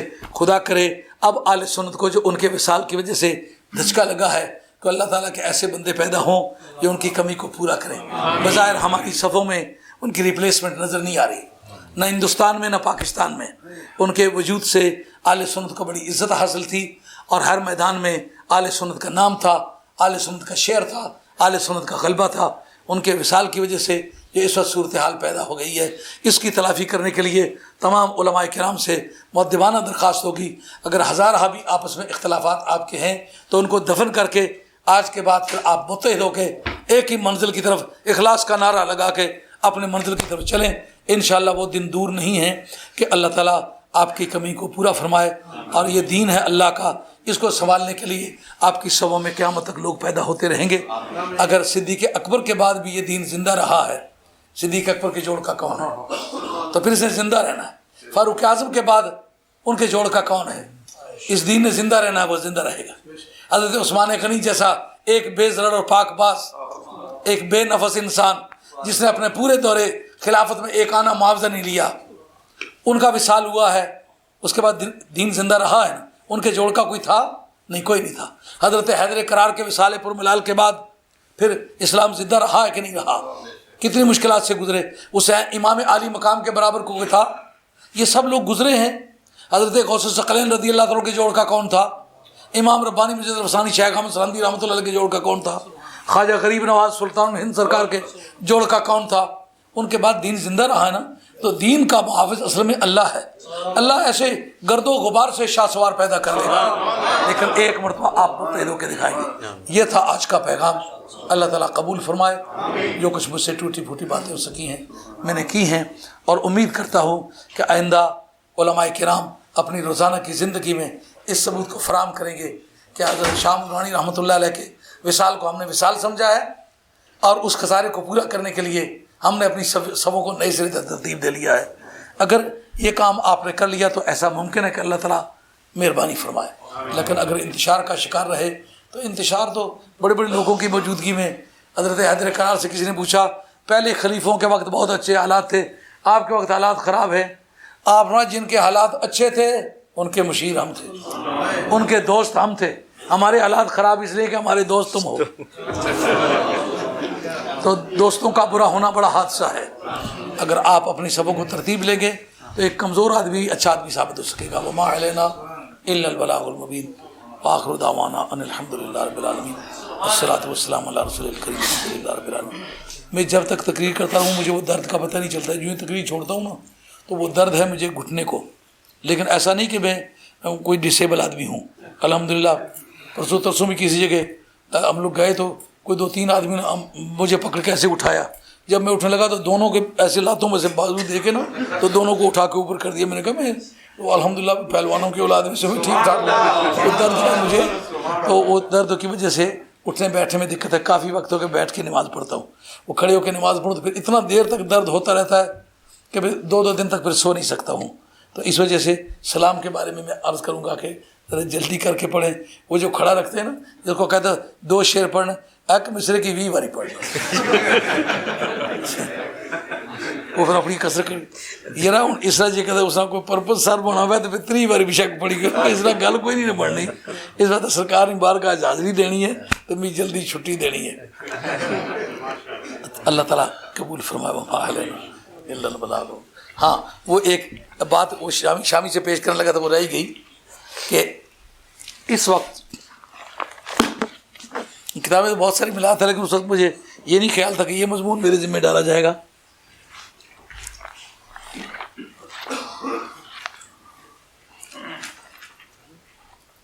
جی یعنی اس وقت ایک عام نعرہ جو ہے وہ ایک مدت سے لگایا جا رہا ہے کہ یہ حزب التحریر والے, خلافہ والے, یہ سعودی عربیہ کے خلاف بھی جہاد کرنے کو واجب سمجھتے ہیں, اور ان کا یہ عقیدہ ہے کہ کسی ملک میں مسلم آبادی کی اکثریت ہونے کی وجہ سے وہ مسلمانوں کا ملک نہیں ہے. جب تک کہ اسلامی قانون اس میں نافذ نہ ہو وہ دارالحرب ہوگا, اس سے جہاد واجب ہوگا, اور اس وقت وہ دارالسلام ہوگا جب اسلامی قانون مکمل طور پر نافذ کیے جائے. پہلے آپ یہ بات سمجھ لیں کہ یہ کہنا سراسر غلط ہے کہ جس جگہ مسلمانوں کی غالب اکثریت کی آبادی ہے وہ مسلمانوں کا ملک نہیں. مسلمانوں کے ملک کی تعریف یہ ہے کہ جس جگہ اسلامی سرگرمیوں پر کوئی پابندی نہیں ہے, عبادات کا نظام آزاد ہے, دینی کام کرنے کی مکمل آزادی ہے, کوئی آپ دینی کام کرنا چاہیں روکنے والا نہیں ہے. اگرچہ اسلامی قانون پوری طرح نافذ نہ ہو سکنا یہ حاکم کی برائی کی وجہ سے ہے. حاکم برا انسان ہے, وہ اسلامی قانون نافذ نہیں کر رہا, لیکن آپ اس حاکم کی برائی کی وجہ سے سارے مسلمانوں کے ملک کو کافر کا ملک نہیں کہہ سکتے. ایک شرط یہ. دوسرا یہ کہ اگر کوئی پڑوسی ملک بھی مسلمان ہو تو پھر اس کو دارالحرب نہیں بنایا جا سکتا. جیسا کہ کبھی برٹش انڈیا گزرا کہ نہیں گزرا, یہ آج سے 150 برس پہلے کی بات ہے. علماء سے یہ سوال ہوا ہوگا کہ نہیں ہوا ہوگا کہ ہندوستان پر انگریزوں کا غلبہ ہو گیا ہے. اب ظاہر ہے کہ انگریزوں نے جا کر کے اسلامی قانون تو نافذ نہیں کرنا تھا, تو جب اسلامی قانون نہیں تھا تو مسلمان بھی غالب اکثریت میں نہیں تھے. اب بتاؤ, علماء سے جب پوچھا گیا کہ بتاؤ اس میں جمعہ فرض ہے کہ نہیں, فرضیت جمعہ کے اندر جو قطعیت بنتی ہے وہ اسلامی ملک کے ساتھ بنتی ہے. باقی شرطوں میں اس شرط کو بڑی اولیت حاصل ہے. اگر وہ مسلمانوں کا ملک نہ ہو تو جمعے کی جو فرضیت ہے وہ ضمنی ہے. جمعے کی فرضیت کے قطعی ہونے کے لیے یہ ضروری ہے کہ ملک مسلمانوں کا ہو. سوال اٹھا کہ یہ دارالسلام ہے کہ نہیں. اس وقت علماء نے کہا جو کبھی دارالسلام رہ چکا ہو دارالحرب میں اس وقت بدلے گا جس وقت کے اسلامی سرگرمیوں پر مکمل پابندی ہو جائے گی. برٹش نے کیا پابندی لگائی تھی؟ انہوں نماز نہیں پڑھ سکتے, اذان نہیں دے سکتے, روزہ نہیں رکھ سکتے, حج نہیں کر سکتے, عید نہیں پڑھ سکتے, جمعے کی نمازیں نہیں پڑھ سکتے. یہ پابندی لگائی تھی؟ یہ پابندی تو نہیں تھی. کہ اسلامی سرگرمیوں پر پابندی نہیں ہے.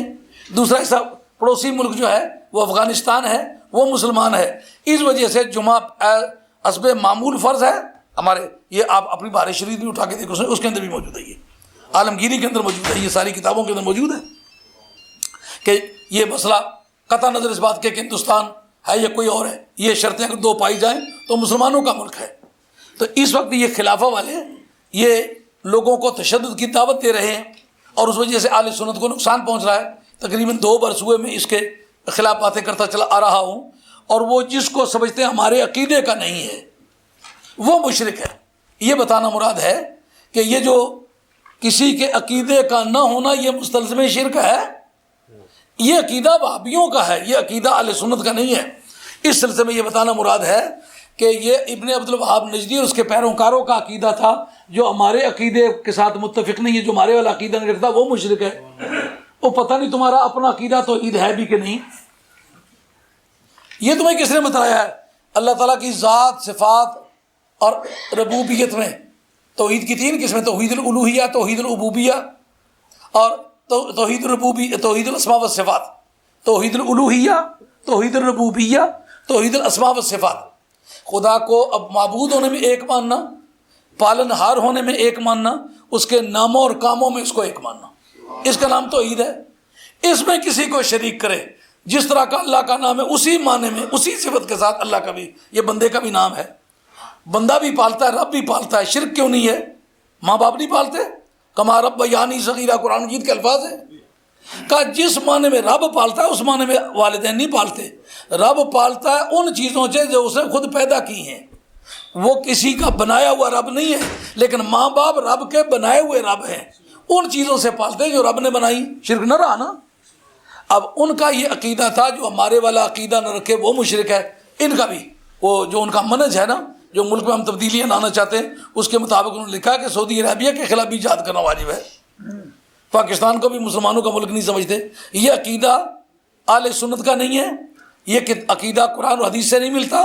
یہ عقیدہ ملتا ہے تو ابن عبدالوہاب نجدی کے چیپٹر میں ملتا ہے. یہ میرے پاس شامی ہے، جلد نمبر 4 ہے، صفحہ 262 ہے. وقولوا ويكفرون اصحاب نبینا صلی اللہ علیہ وسلم، یعنی جو خارجی ہیں نا، وہ نبی کریم علیہ السلام کے صحابہ کو بھی کافر کہتے ہیں. اس سے مراد نبی پاک علیہ السلام کے صحابہ کو کافر نہیں کہنا، بلکہ حضرت حیدر کرار کے ساتھ جو شریک تھے ان کو کافر کہتے تھے. حضرت صدیق اکبر رضی اللہ عنہ کے بارے میں، فاروق اعظم، عثمان غنی رضی اللہ عنہ کے بارے میں ان کا عقیدہ نہیں تھا. ان کا یہ عقیدہ تھا کہ حضرت حیدر کرار کافر ہے اور حضرت حیدر کرار کے ساتھی کافر. اب سنیے، کہتے ہیں علمت ان ھذا غیر شرط فی مسمى الخوارج.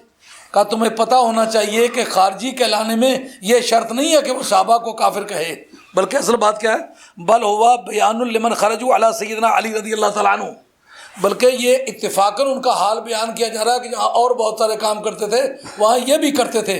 خارجی کہلانے کے لیے صحابہ کو گالی دینا شرط نہیں. جس کا مطلب یہ آج اگر کوئی صحابہ کو مانتا ہی ہے، عقیدہ خارجیوں والا، تو خارجی ہے. ہاں، اس کے بعد یہ وَإِلَّا فَيَكْفِي فِيهِمْ اعتقادهم کفر من خرجوا علیہ، وگرنہ یہ کافی ہے کہ جو ان کے خلاف جنہوں نے خروج کیا تھا حضرت حیدر کرار کے خلاف، وہ آدمی جو ہے وہ خارجی ہے.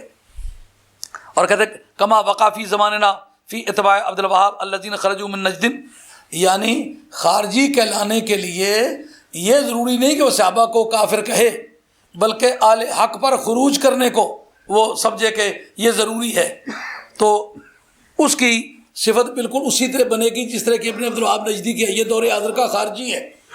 کہتے ہیں کما وقع فی زماننا فی اتباع عبد الوہاب، جیسا کہ ہمارے دور میں ابن عبدالوہاب نجدی کے پیروکار خارجی ہیں دور حاضر کے.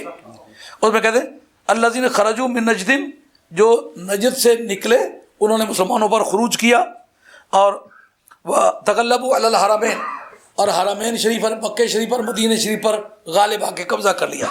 وکانوا ینتحلون مذہب الحنابلہ، اور وہ امام احمد بن حنبل کے مذہب کے معتقد تھے. وہ سمجھتے تھے ہم ان کے عقیدے کے ہیں، جیسا آج کل نہیں ہے کہ پیروی کرتے ہیں ابن تیمیہ کی اور اعلان کرتے ہیں کہ ہم امام حنیفہ کے مقلد ہیں. آپ کے پاس ایسی جماعت ہے کہ نہیں؟ حالانکہ وہ امام حنیفہ کے مقلد نہیں ہیں. امام ابو حنیفہ کہ یا اکرم الثقلین یا کنز الورا، بغداد میں بیٹھا ہوا کہتا ہے اے دونوں جہان کے خزانے، جد لی بجود کا بردنی بردا کا. یا رسول اللہ، یہ امام حنیفہ آپ سے بھیک مانگتا ہے، آپ مہربانی فرمائیں. تو جو امام حنیفہ کا مقلد ہے وہ یہ کہے گا کہ نبی کریم علیہ السلام کو دور سے پکارنا حرام ہے. عقیدہ تو یہ ابن تیمیہ نے دیا، اس سے پہلے کسی نے عقیدہ نہیں دیا کہ دور سے نہیں پکارنا چاہیے. اس لیے وہ مذہب رکھتے تھے. وکانوا ینتحلون مذہب الحنابلہ، حنبلیوں والا مذہب رکھتے تھے. لیکنہم اعتقدوا انہم هم المسلمون، لیکن عقیدہ رکھتے تھے کہ ہم صرف مسلمان ہیں.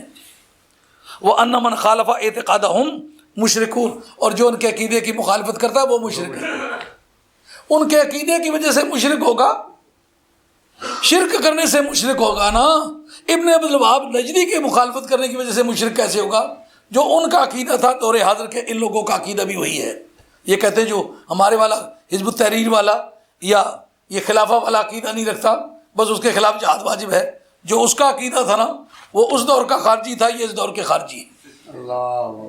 واستباحوا بذلک قتل اہل سنہ، اور اسی وجہ سے انہوں نے اہل سنت کے قتل کو واجب قرار دیا تھا.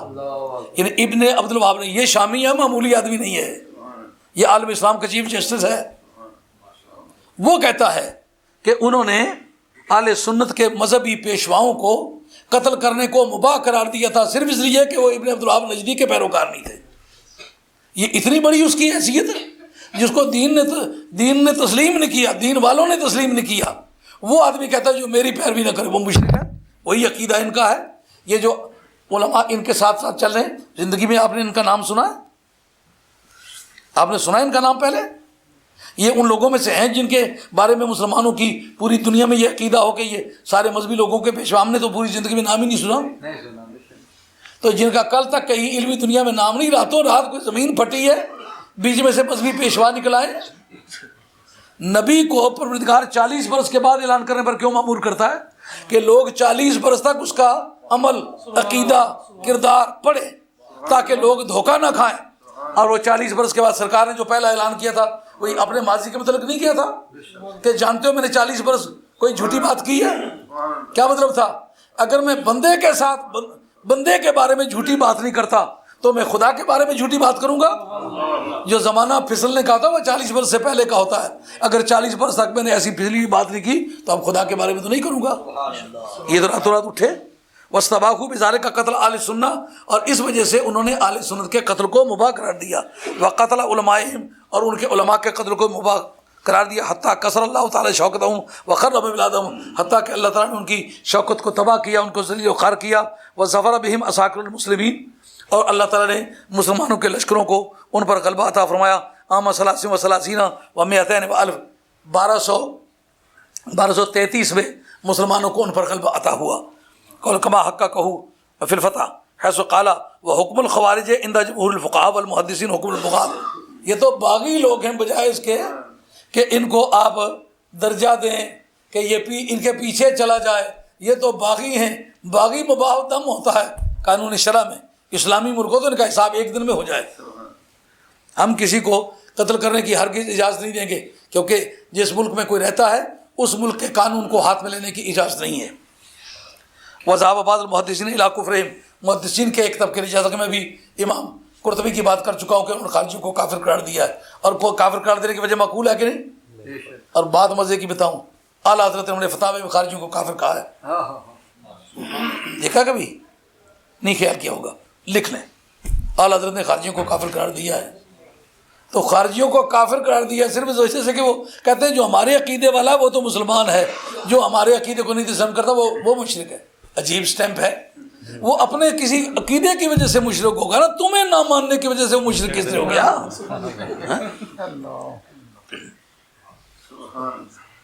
یہ میرے پاس کتاب ہے, اگر کوئی اس کو فوٹو اسٹیٹ لینا چاہے. اور بھی بہت ساری کتابیں لایا ہوا تھا, لیکن آج موضوع اور چڑھ گیا تو پھر میں نے اس موضوع پر گفتگو کی ہے. امید ہے کہ یہ جملہ آپ کو ہمیشہ زندگی میں یاد رہے گا کہ جس وقت بھی اسلام کے خلاف کوئی تحریک اٹھی, جس طبقے کے علماء نے اس کے گریبان پہ ہاتھ رکھا, اس کی ہسٹری اٹھا کے دیکھیں, وہ صرف اہل سنت ہے. اس کا مطلب یہ ہے پہلی تاریخ سے لے کر آج تک دین کے جو اصل وارث ہیں وہ اہل سنت ہیں اور علماء اہل سنت ہیں. یہ تھا آج کا.